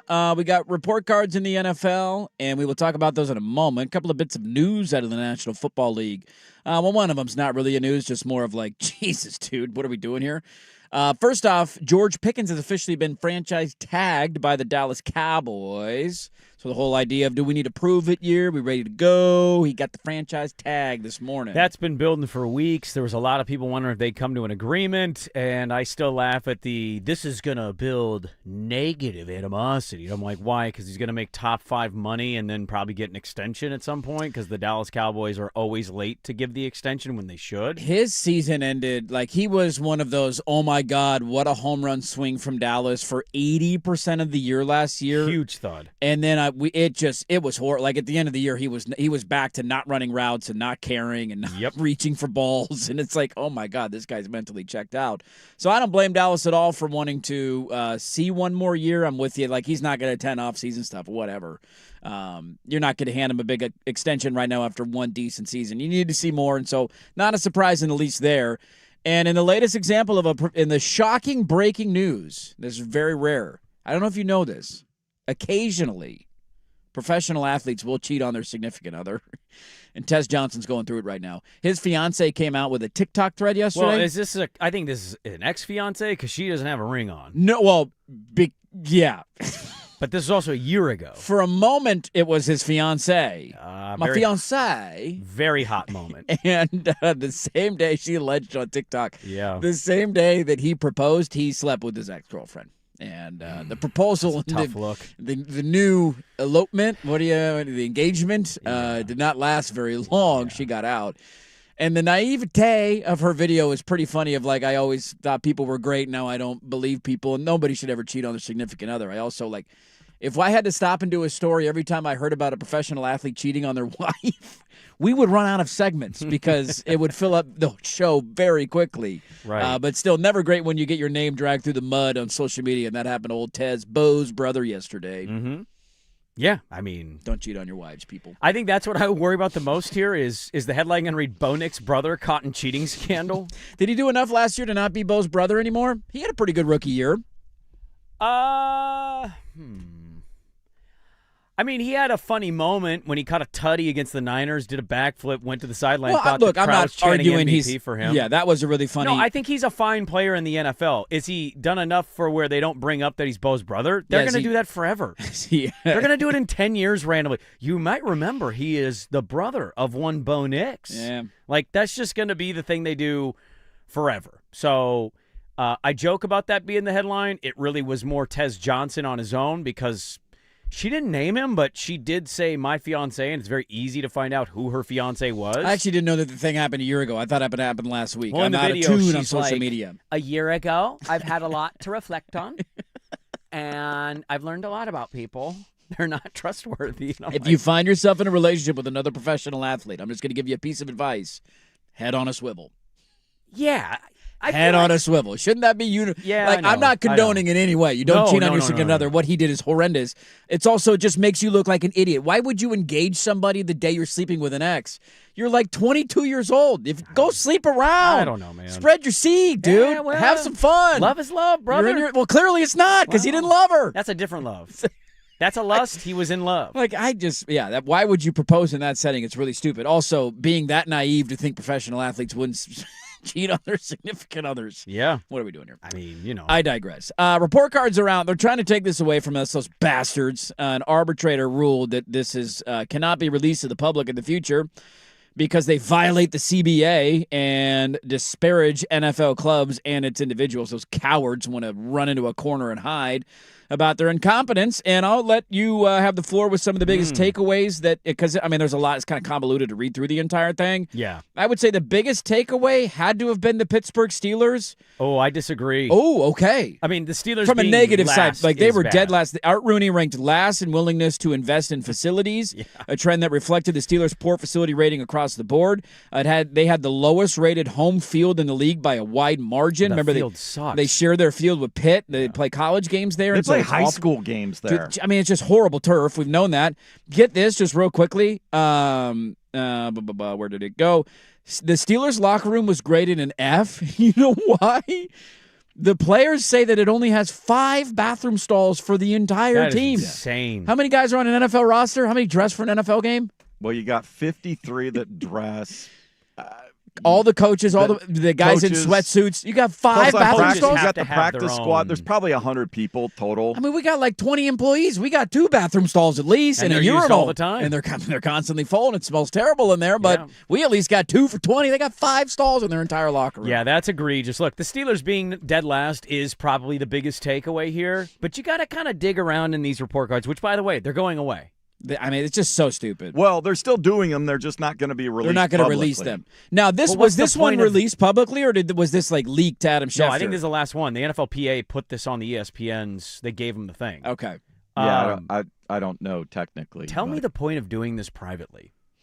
Well, it's supposed to go back to the owners that they're supposed to The then. reason But they're not you going do to this change publicly anything. is Yeah, to I know. shame these teams. Exactly. How many anonymous surveys have we done over the years? Exactly. Has that changed what you've complained about? Have you seen a lot of wholesale? No. I used to get into meetings. Companies do this I because put they my want to name on mine. If they were.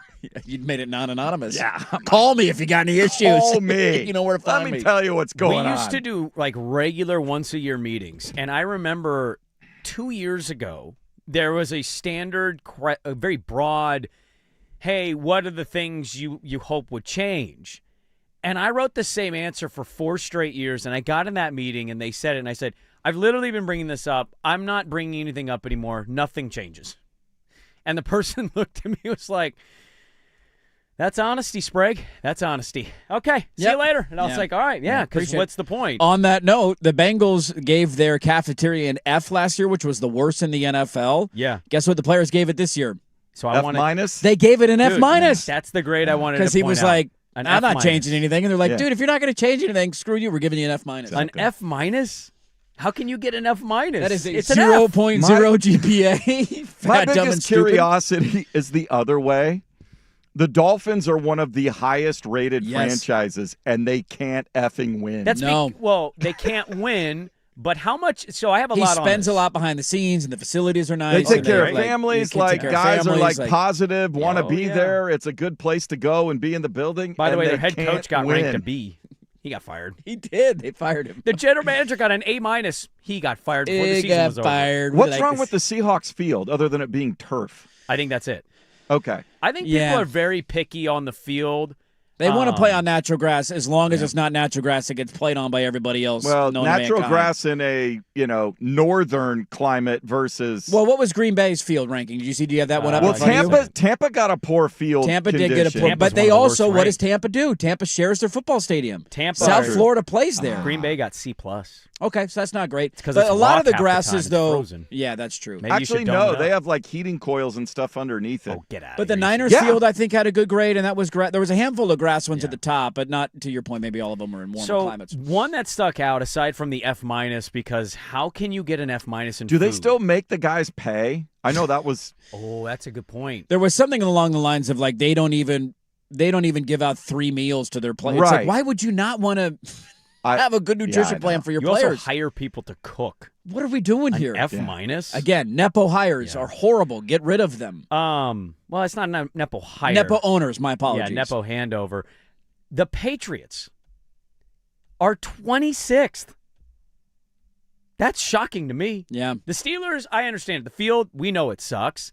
It seems a little old and dated around the Pittsburgh area. I get it. I also think some of it's vibes. Like, shocking. The Seahawks feel great about everything. Is their practice facility, the team offices, is it in Foxborough too, or do they have a different facility like in Boston, or are they mad they got to commute? Or I don't know. New England's grade here, because I said it's vibes and the Patriots were just in the Super Bowl. The Seahawks have a lot of A's. Yes. Yeah, home, their only home thing game was the field in field. New England's a D. Food dining D+. Locker room C-. Training staff C-. And then, team travel F. The Niners also got a team travel F. They did, yeah. What is that about? I'm curious what that's Conditions about. of the plane. I don't know. Because you'd think you're taking chartered flights. Kraft was Everybody's one of the first people to buy like a Boeing plane. Maybe it's outdated at this point and he needs a new one. Is it how too much they on rub and tugs? schedule it? Go to Is Qatar. it might be hotels, that sort of thing? Just giving them out. Left and right. You want to play? What do you want? You want to play? I'll give you a We'll plane. give you a plane. 4 owners got a grade worse than a C by players. 4 NFL owners. Those 4 owners, and based on the conversation we've had so far, won't surprise you. Mike Brown got a D+ in Cincinnati. Yeah, likes him. How do you get an F- in food, but you get a D on your? You should get an F for that. If you don't care about my nutrition and just giving me food to eat while I'm at the facility. Joe Glazer of Tampa got a D. The Tampa stuff was surprising. Like the field, not so much because they share it with the college, but like I always feel like the Glazers get talked about as a good ownership By the way, group. team travel is like almost universally an F. Yeah, It's a C to F almost every single team. yeah. People are just not happy with the travel. I saw somebody bring up, God, where did I see this? There was a conversation about a coaching staff and how livid they were. It was a former player talking about how walking onto the plane, it might have been McDermott in Buffalo where this stemmed from in the aftermath of him getting fired, but basically saying that the entire coaching staff would take up the first-class seats at the front of the charter, and then everybody else would sit in the back, and how much that, I don't know if this happens everywhere, but it was the Buffalo example, and how livid they would be, like, laying their bodies on the line, going to war, they can barely walk, And they're you're shot up coach? with pains, and you're sitting up there in first class with your feet up with all this extra leg room, and these, not that the planes are normal size, I get that, but I thought that was interesting. So Glazer got a D. Art Rooney in Pittsburgh, as we've mentioned, got a D-. And then the most irrelevant team in the NFL, the Arizona Cardinals, Michael Bidwell got an F. Only one general manager in the entire NFL got a grade worse than a C. Did you see who that was? Did not. Was it Joe Shane? It was Joe Shane. He was the only GM in the entire NFL to get a grade worse than a C. His kid's a better GM. He got a D+. What if they gave the opportunity to vote on Joe Shane or Joe Shane's child? Joe and Jr.? He beat him. Joe Let's get Jr. JJ in It here. is funny. So I was the own stadium field thing. So I pulled up this list. So it's interesting because I do think a lot of it is the weather. People think of like cold weather. It's harder to do, and I don't disagree with that. I don't know a lot about growing grass in cold weather climates. Although I struggle with my own lawn. Is Denver? So here are your Did they go A's. back to turf? This is interesting, right? So these are the A- and better. The Niners got an A-, warm weather grass. Yep. Well, not cold climate. I Temperate should say. climate. Yes. Miami, warm weather and grass, A-. Yep. Las Vegas, dome and grass, A-. Denver got an A, by the way. On Yeah. theirs. Okay. You're just ruining the bet. I'm giving you the A's. You're jumping ahead of me. Kansas City, A-, cold weather, grass. Philadelphia Eagles, A, cold weather, grass. Now, I believe that they share their stadium, too. Doesn't Temple play at the Eagle Stadium? Once in a blue moon, I think. Is it once in a I blue don't moon? think they play all their games. Okay, there. somebody fact check I think that. they get like a once-a-year thing. Denver, cold weather, A, grass. Baltimore, cold weather, A, grass. So it's interesting that some teams have the ability to do it, but all of those have in common grass. You have to scroll, like everybody... What's the first turf? Minnesota is the first turf with a B. Everybody else ahead of them has grass, and around them has grass. Yeah, they play their home games. Temple does. That's what I thought. Since at 2003, Philly. their partnership. They occasionally play the Army-Navy game there, too. And I know Yeah. it's only a one-off, but so it's interesting how some stadiums can overcome it. Denver, I remember, so them getting an A is a big deal. I remember talking about this in the season last year. So the Walton family, is that what it is? Walton, the Walmart family, bottom. Yeah, they're A+ ownership. Dude, they replace the entire field multiple times a year. They resawed the entire grass field like 3 times a season. Imagine if they paid their employees. Because they care about the quality of the field. They're paying for grass. They're paying their football player employees at least. Are they? Walmart employees not getting paid. Or are we paying for the subsidies to help their employees be able to survive while they pay their millionaire employees? It's just your point, though, about this going away and things, like nothing's going to change. If this stuff is public and you're not willing to change it and everybody points at you and laughs and says, you cheap bastard, nothing is going to change privately. That's my point. As long as if they still hand out and do the report for players, it will leak to the media. Somebody's got to leak There's this, no way right? 1,700 and some odd players. Give me Watergate. Who's breaking in and stealing the info? Yeah. I'm trying to find, because I didn't write it down, who has coach-wise the worst grade, because almost all the coaches that I'm seeing are A-, A, B, B-. Now, some of the coordinators got some C's and D's. Okay, here we go. Yeah. Cleveland, Stefanski got a C-.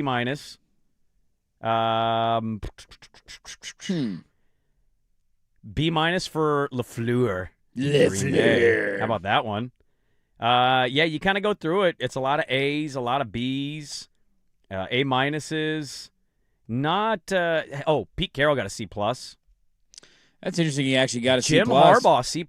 Jim Harbaugh did, huh? High fiving's getting weird to them. Nobody's got it better than them. No. Well, apparently a lot of people do. Yeah, it's kind of interesting, like how some categories get a lot of the same grades and other categories. It's just kind of lumped together. It's when you do the survey of, there's some things you take seriously when you do an anonymous survey, and other ones Giants you're like, got whatever. C. Yeah. Dayball. Dayball. When See do they you later. do these? Is it the beginning, the middle, or the end of the year? No, they do them like between Thanksgiving and Christmas, So toward I the back think, is end when of the they year. hand them all out and collect them. Yeah. So the anonymous surveys are in. They're going to try and take this away from us, although I agree with Swag. Like, somebody's going to leak this every year. We need our person on the inside. Who's our mole? Tennessee got Who's a our B- plumber on to their go head get this? Was that did they like the interim guy? Maybe it was super easy on him? Because when did they fire Callahan? He was the first to be fired. Old was he Tom not? Callahan got fired pretty early in the year, if I'm not wrong. Is his name Tom? No, but so we remember Brian. him as Brian. It's Brian Callahan. Another Nepo. Callahan Auto. No, Callahan Tommy, Auto that's Parts. for Dad. No, Tommy. That's for me. All right, there you go. There are your report cards. Went a little long there. We're back after this. 105.1 FM The Fan.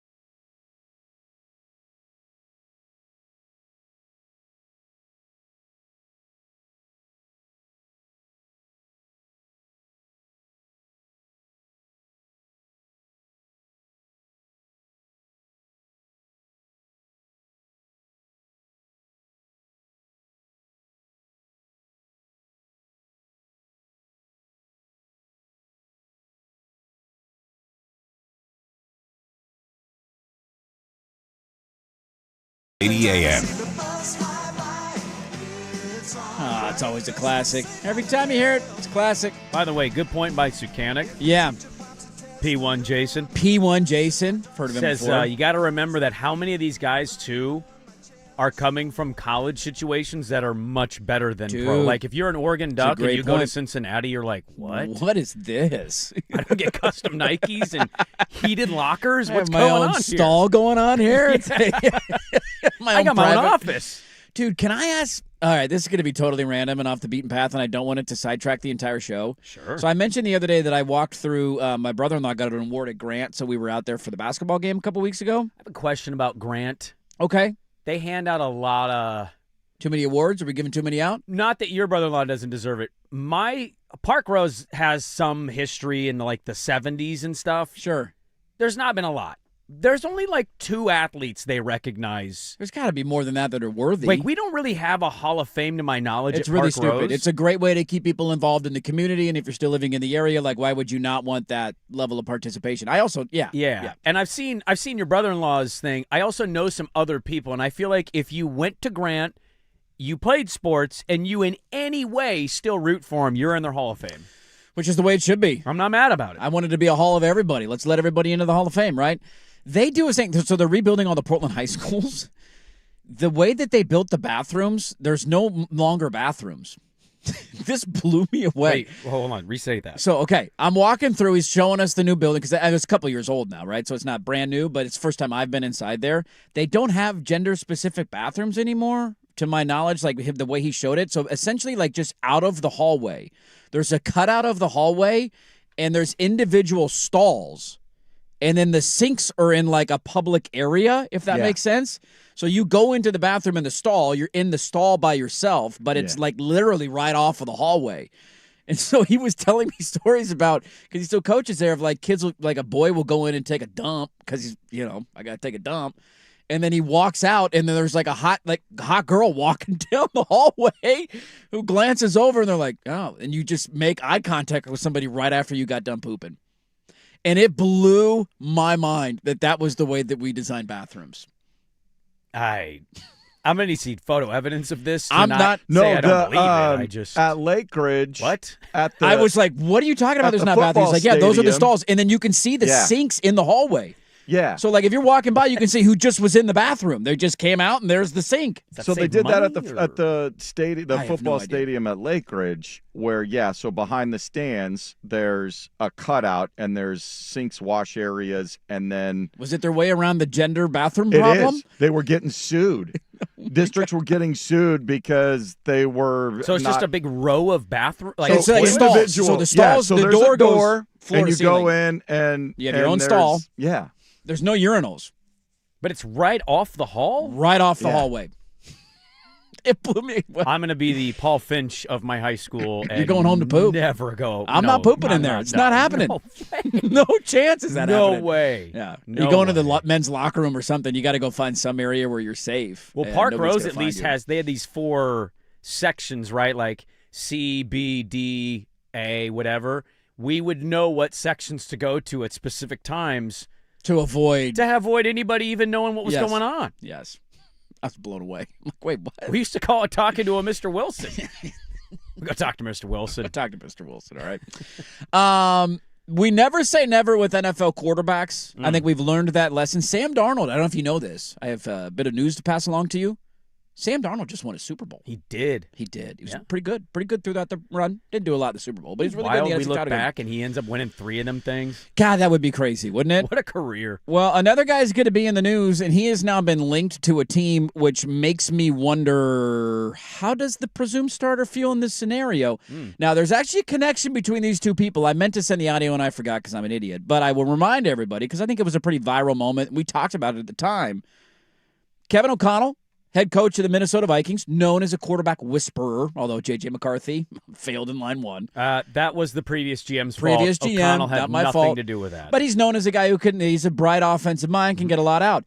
Do you remember the viral moment when the Colts and Vikings played 2 years ago that transpired after the game? And we talked about it at the time. And O'Connell's been actually very outspoken about this topic. So after the Colts and Vikings played, now I can't remember if Richardson got hurt or he'd been benched. I can't remember the specific details. I just remember in the aftermath of the game, they met at midfield, Anthony Richardson and Kevin O'Connell. Kevin O'Connell gave him a hug, and there was a viral clip of him being like, stay in there. I believe in you. You're a great quarterback. And he was a very reassuring message. And I might have been right on the heels of him getting benched, and everybody's making fun of him for getting benched as a top 5 guy. Well, yesterday, Swigard correctly pointed out, did he need to ask permission? He was granted permission to request a trade. Anthony Richardson was. You know what the first report was of the team that has interest in him came out? The Vikings. The Minnesota Vikings. So they're going to debate whether they should start Anthony Richardson or J.J. McCarthy? Bears, Packers, Lions fans. Yay! Where's Hard Knocks? Yeah. I want to see that battle in. I just laughed out loud. I'm like, if you're J.J. McCarthy, how do you feel about this? Like, wait a minute, that's the competition you're bringing in? That's how bad I am? You think this guy can compete with me? Look, I'm going to get ahead of this now. Not a chance. Hold on. Where's this? Write it down. Somebody I need a stick. I'll write it down in the break. Write it down. Not a chance what? I need you to finish the statement. Not a Not chance. a chance what? You fill in the rest. Not a chance. He's going to start. He can win the job. No. He's going to play. Not a chance. Not a chance anything. You can. Kevin O'Connell might be putting everything on the line. He's been very outspoken. If his decision is to bring in Anthony Richardson, challenge J.J. McCarthy, and start either one of them. What if he ended up being good? Where's the surprise meter 0 of 100? That's the most shocking one. Of all of them, that's it? He is. Yeah. What would you point to? I mean, Sam Darnold he said, I'm seeing ghosts out there. He had a monographic. Okay, that's fair. He was so bad in New York. Here's my counter. And they're both top 5 Sam Darnold picks. Then went and learned under Shanahan. He did. Richardson started with Steichen. He's going to go learn under Kevin O'Connell. Steichen just made Daniel Jones good. Take the reins. He started with a smart guy. Maybe Brian Daboll was holding Daniel Jones back. Maybe Vanilla Vic was better than we all knew. Yeah, and O'Connell didn't want to keep him. And Steichen made him good. You're proving my point. He had the better coach. I forgot that you had it reversed. Was in Minnesota. If O'Connell puts it all on the line and all says, right, valid point. I forgot he was there for a cup of coffee. I'm challenging Niner with AR-15. AR-15. Yeah, he's no longer AR-15 though. Offensive. He changed his name. Whatever. You know what I mean. It's AR. Okay. If that's his answer solution, it's Anthony Richardson Sr. to you. Man Campbell, Ben Johnson, and Matt LaFleur will be celebrating in their offices. They will never talk about it. This one has to take the cake as most surprising. If it actually happened, it would take the cake as the most surprising turnaround in the history of the NFL. The Jets, you roll the dice and do the Fields thing again. I understand teams like that doing it. The Vikings? Yeah. All right. It was funny because when it was announced yesterday and everybody made a similar joke to Swag of like, did he need to ask permission? Everybody pointed to the Kevin O'Connell tape because you can go find it online. It's him and they embrace after the game. And O'Connell has been outspoken about the idea of organizations failing quarterbacks, before they give them a chance to succeed or whatever. I mean, he's been very outspoken about that topic. I don't even know if this could happen. There's a report that they have mutual interest in each other. What does that mean? But I'm not buying it. I'm not buying that. Look, I'm already. If he ends up hitting, by the way, me supporting Anthony Richardson coming out of the draft is one of the worst takes I've ever had. Like, I'm never gonna live that down. I was what the hell? Take a flyer on a guy who's 6'5", 230. He can run like a freak. Yeah. You're not giving it a chance. Is almost backing me back into an Anthony Richardson corner. Now I'm gonna have to lash out. How dare you not give my guy any respect? Just put him in the right spot, dude. He just needed a little more seasoning. I can't wait for you to lash out on Anthony Richardson. He goes 9 of 23, but wins a game, J.J. McCarthy style next year. He threw 2 picks. He won the game. He beat Caleb.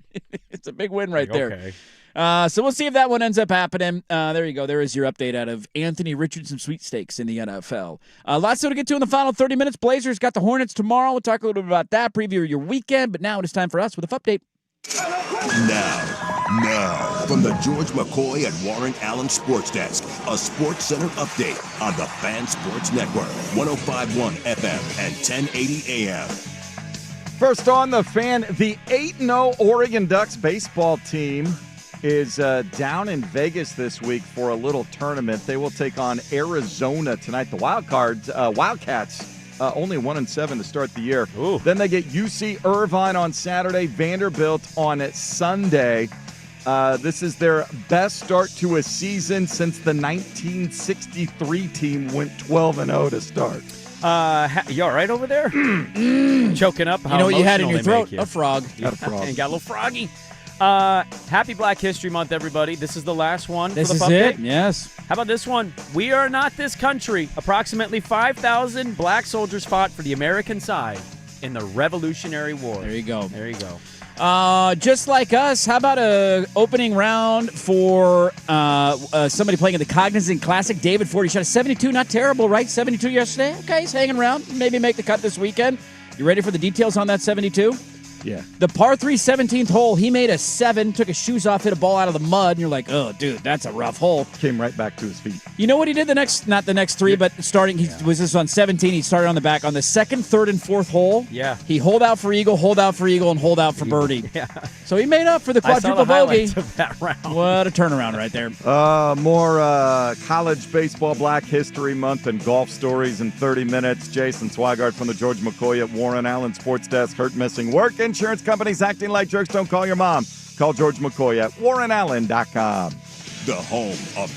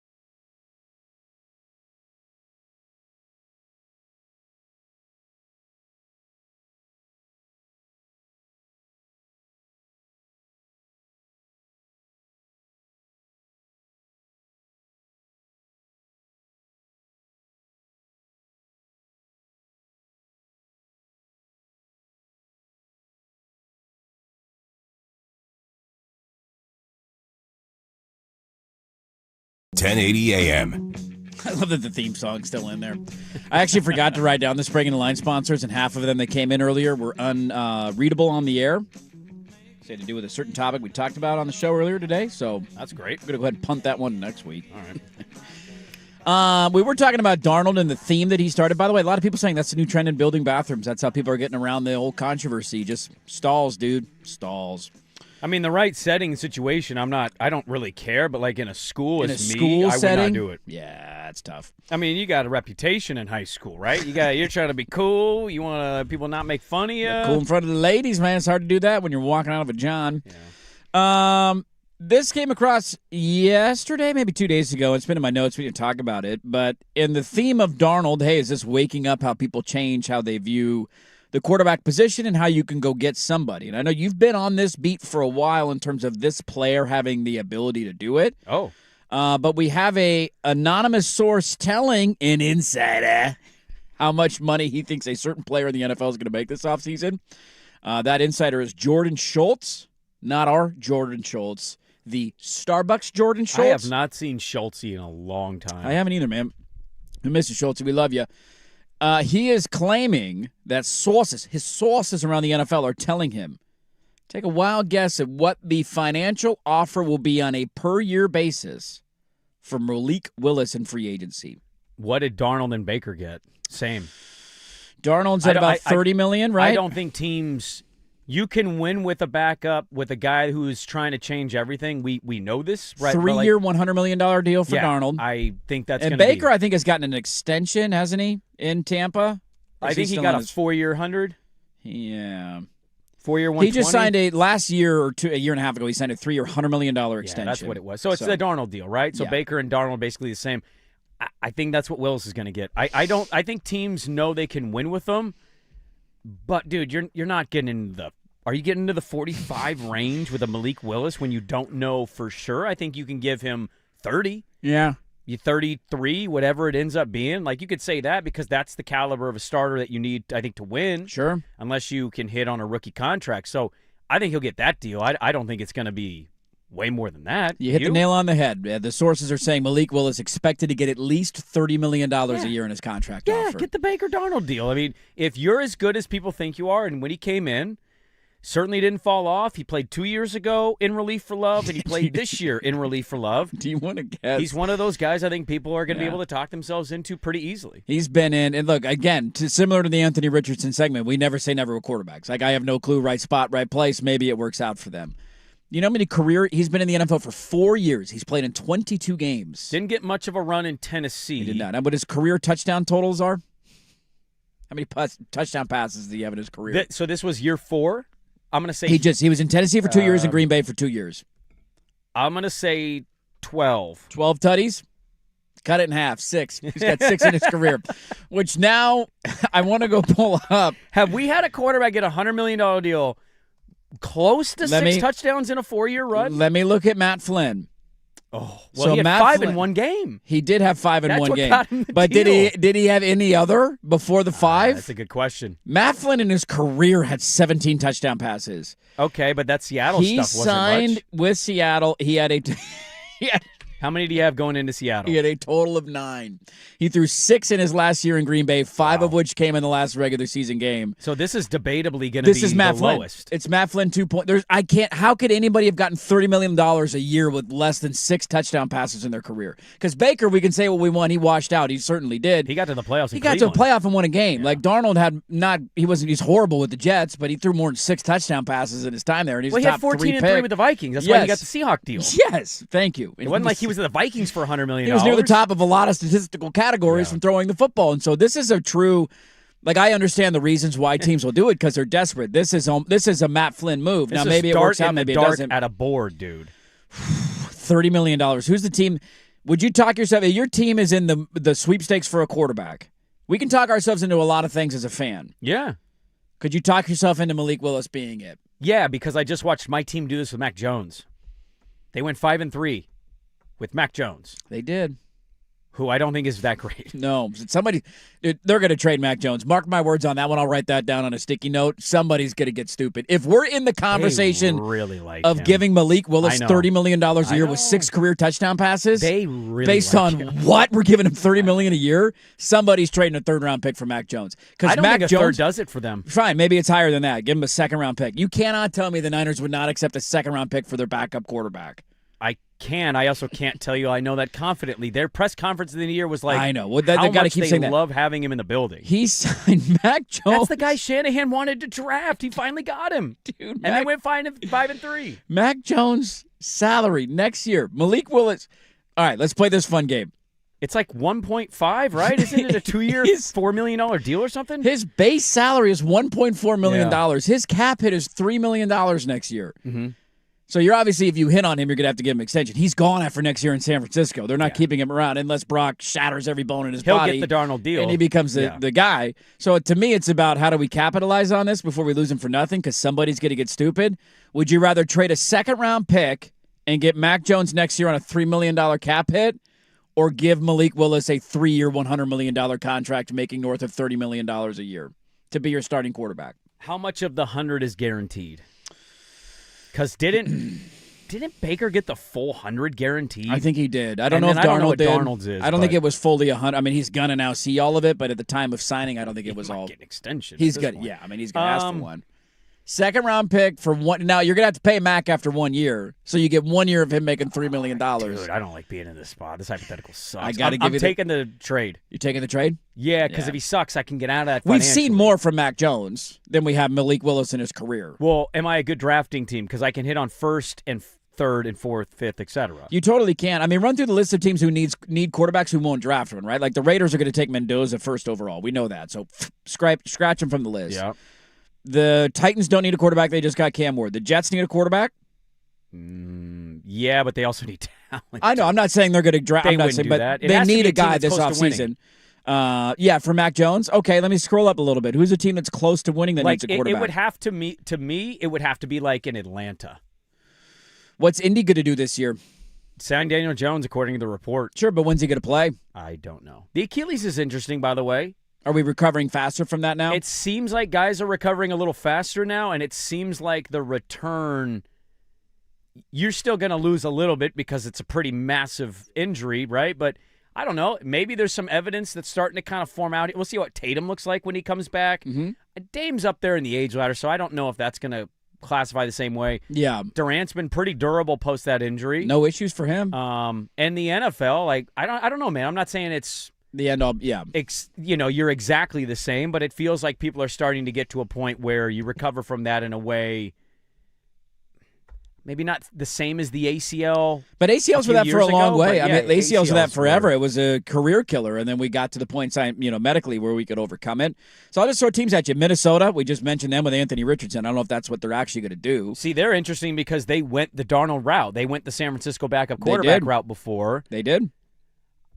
And they're a win-now team. Like, that record's terrible, but that roster isn't. They were 9-8 this year with horrible quarterback play. They signed their D coordinator to an extension because he's probably not going to get a head coaching gig again. They've got Kevin O'Connell. You have weapons. You've got defense. Like, that's a team that I'm talking about. That's a team that might say, are we willing to sacrifice a 2nd-round pick and get a guy on a $3 million deal for 1 year, and then if he pops, and we if he's our re-sign Darnold 2.0, we sign him this time. We're we don't not lose him. making the same mistake twice. See you, J.J. McCarthy. Yeah, Colts, I mentioned 8-9, but you point out Daniel Jones is there, so we'll see if they do anything. Is Atlanta looking for a quarterback? They were 8-9 last year. I think Atlanta's one of these teams, too. Big question marks for Penix. Miami's going to move on from Tua. We all know that. They were 7-10 this year, which isn't the worst in the league.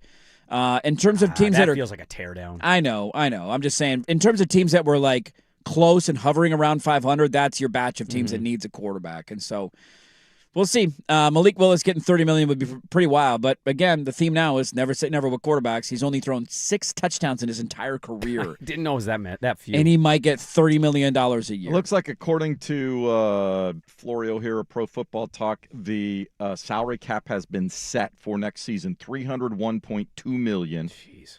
Which is a $21 million increase over last season. Isn't that wild? Teams just getting $21 million in cap space like that. Yeah. Some teams already had a lot of cap space to begin with. Now you got even more. The cap has jumped over $100 million since the 2021 season. I mean, what's it going to be? It's crazy to think about this because we do it with like valuations of franchises. And they're talking about Goodell tearing up the TV contracts. He's going to get more money. Oh, he's going to renegotiate. In the next 2 years, like everything in 20. Fox might lose the Men's World Cup because they have to re-up with the NFL, and they're not willing to let the NFL walk away. We do this evaluations. Like the Seahawks are going to sell, what, $8 billion probably? That's low water mark. 7 to 8, maybe higher than that there. Potentially. Yep. What are they going to be in 15 years? How high? Is there a cap? Yeah. Do we ever hit a cap? Well, do we end corruption and wealth equality? No. Then it they keeps have going all the up. power. Then it keeps going up because they're just going to get richer. They enact and richer. all the laws. Okay. They have all the lobbyists. There you go. You're not wrong. But the salary cap, like, how high is that number going to be in 10 years? Yeah, it's 50 You said million. we've jumped $100 million in how short a time? 5 seasons. In 5 seasons, we've got about $100 million. Crazy. So how long until it's $500 million? It really as your salary depends cap? on the media appetite. But the media appetite's not going away It's as long not as they're getting going those in. views. It's not Anywhere. going away, but at some point, look for somebody to tap out at somebody's like, we can't make sense of it. A TV network? Potentially. I mean, if it gets interesting, that obnoxious. You tap out of the NFL? I mean, unless it goes a different way culturally. I don't know how enough that's about the possible. behind the scenes of how much money they're making on it because they're paying an astronomical amount, but what is the return on the investment? Return on the, yeah. $55 million guaranteed for Darnold, by the way. Okay, of the deal. He got a $32 million signing bonus. He makes about $37.5. Yeah, I think the Willis one's interesting. Also, you mentioned the salary cap jumping $21 million according to Florio. Quarterback contracts being structured now. We noted this with Hurts. We've noted this with Purdy. Yeah, guys who are on Dude, if you're making those high signing bonus, yeah. low cap hit numbers, you're totally fine. Yeah, there's really no excuse anymore, even when you got to pay these guys, if you're getting them on these kind of structured deals where you upload a lot of money and the cap hit is minimalized 20-something million, yeah, and your cap space is $300 million. That's nothing. Dude, even if it's $30 million cap hit, like that's no excuse to not have a good roster. I mean, 5 years ago we were talking about the salary cap being roughly just over $200 million, and these guys were making $40 million cap hit, and so you're like, dude, that's a quarter. Like, it's much different. That's a different conversation than we're having right now when it's over $300 million. Yeah. Although quarterback contracts will catch up, don't you worry. We'll get $80 million guaranteed at some point in the not too distant future. There you go, Malik Willis, $30 million a year. Life is good. Wrap it up, sending your way on a weekend next on the Fan.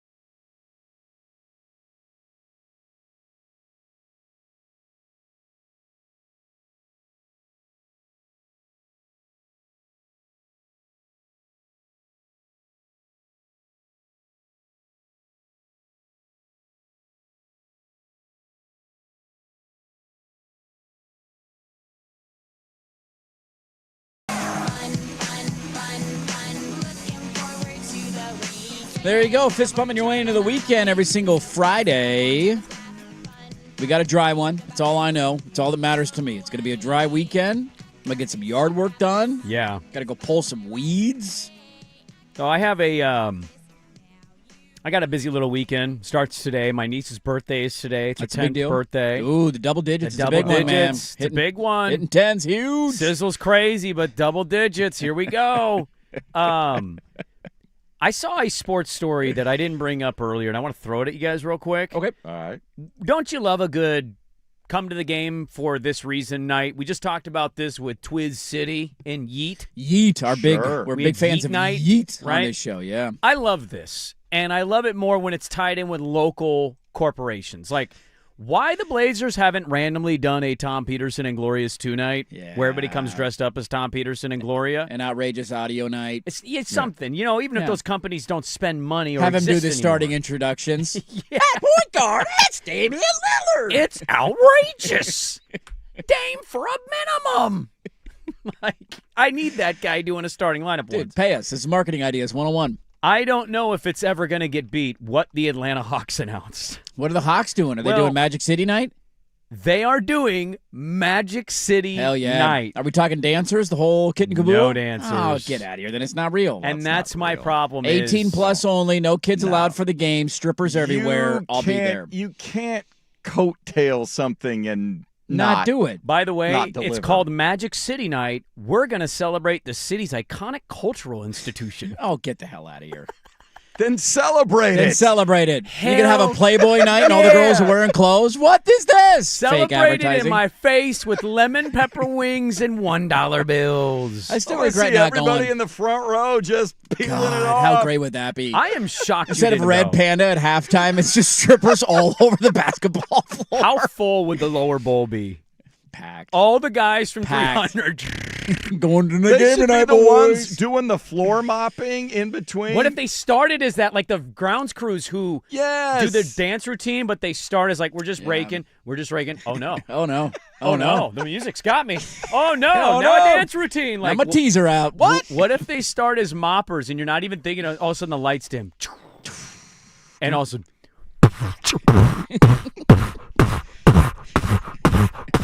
boom. Is that going to clothes be coming off. the NBA on NBC Retro with Marv Albert? Did you see that? I did see they're doing That that. was Marvelous. great. Yeah. That was great. When do we get an A-crop night? Yes. Steak bites and Steak teas. bites. Naked ladies and steak bites. I'll be at that game. If you put ball pits on the concourse and said all children need to be escorted out before our halftime show, Earmuffs, kids. Earmuffs. Off the floor. how many moms give the okay for the dads? I've heard some pretty crazy stories about companies in the past who occasionally, when hosting golf tournaments, will hire local Yes. talent Yeah. to just be on every tee box. yeah. Yeah. Yeah. I'd make them on the bag. Put 'em on Naked? the bag. Naked caddies? Whatever they want to do. Is that good They got to be naked? comfortable with what they're doing. Is that good naked? Is there bad? I think there is bad, yeah. Seinfeld taught us that. Opening a jar of pickles, there's bad. Disagree. Putting grease on a tire. Disagree. There's only one bad, and we know what it is, but we don't want to talk about that. So They have their own stalls for that now. exactly. There is no bad. So, like, if they're willing and they want to, Carrying your golf bag. let them do whatever they want to do. I'm not going to make them do anything. You're going to show up home and you're going to have glitter all over your golf bag. And your wife's going to say, why do you have glitter all over your golf bag? What the hell happened to you? Magic City It's a night? tournament. What do you want from me? If there's not dancers and lemon pepper wings, There's no point. I don't know what to talk about here. There's no point. You're not honoring anything. What do you even say to honor it? You just show a picture of the building? We're really going to pretend we don't know what's going on in the building? Yeah, we know. We know what's going on in I mean, it's just ridiculous. It's a great promotional idea. It's a brilliant idea. I'm kind of curious enough if I'm in Atlanta to go to see it. Yeah. But I'm disappointed to find out there's no dancers. If I find my way back to Atlanta, I will go. Show research purposes. We did not go when we were there.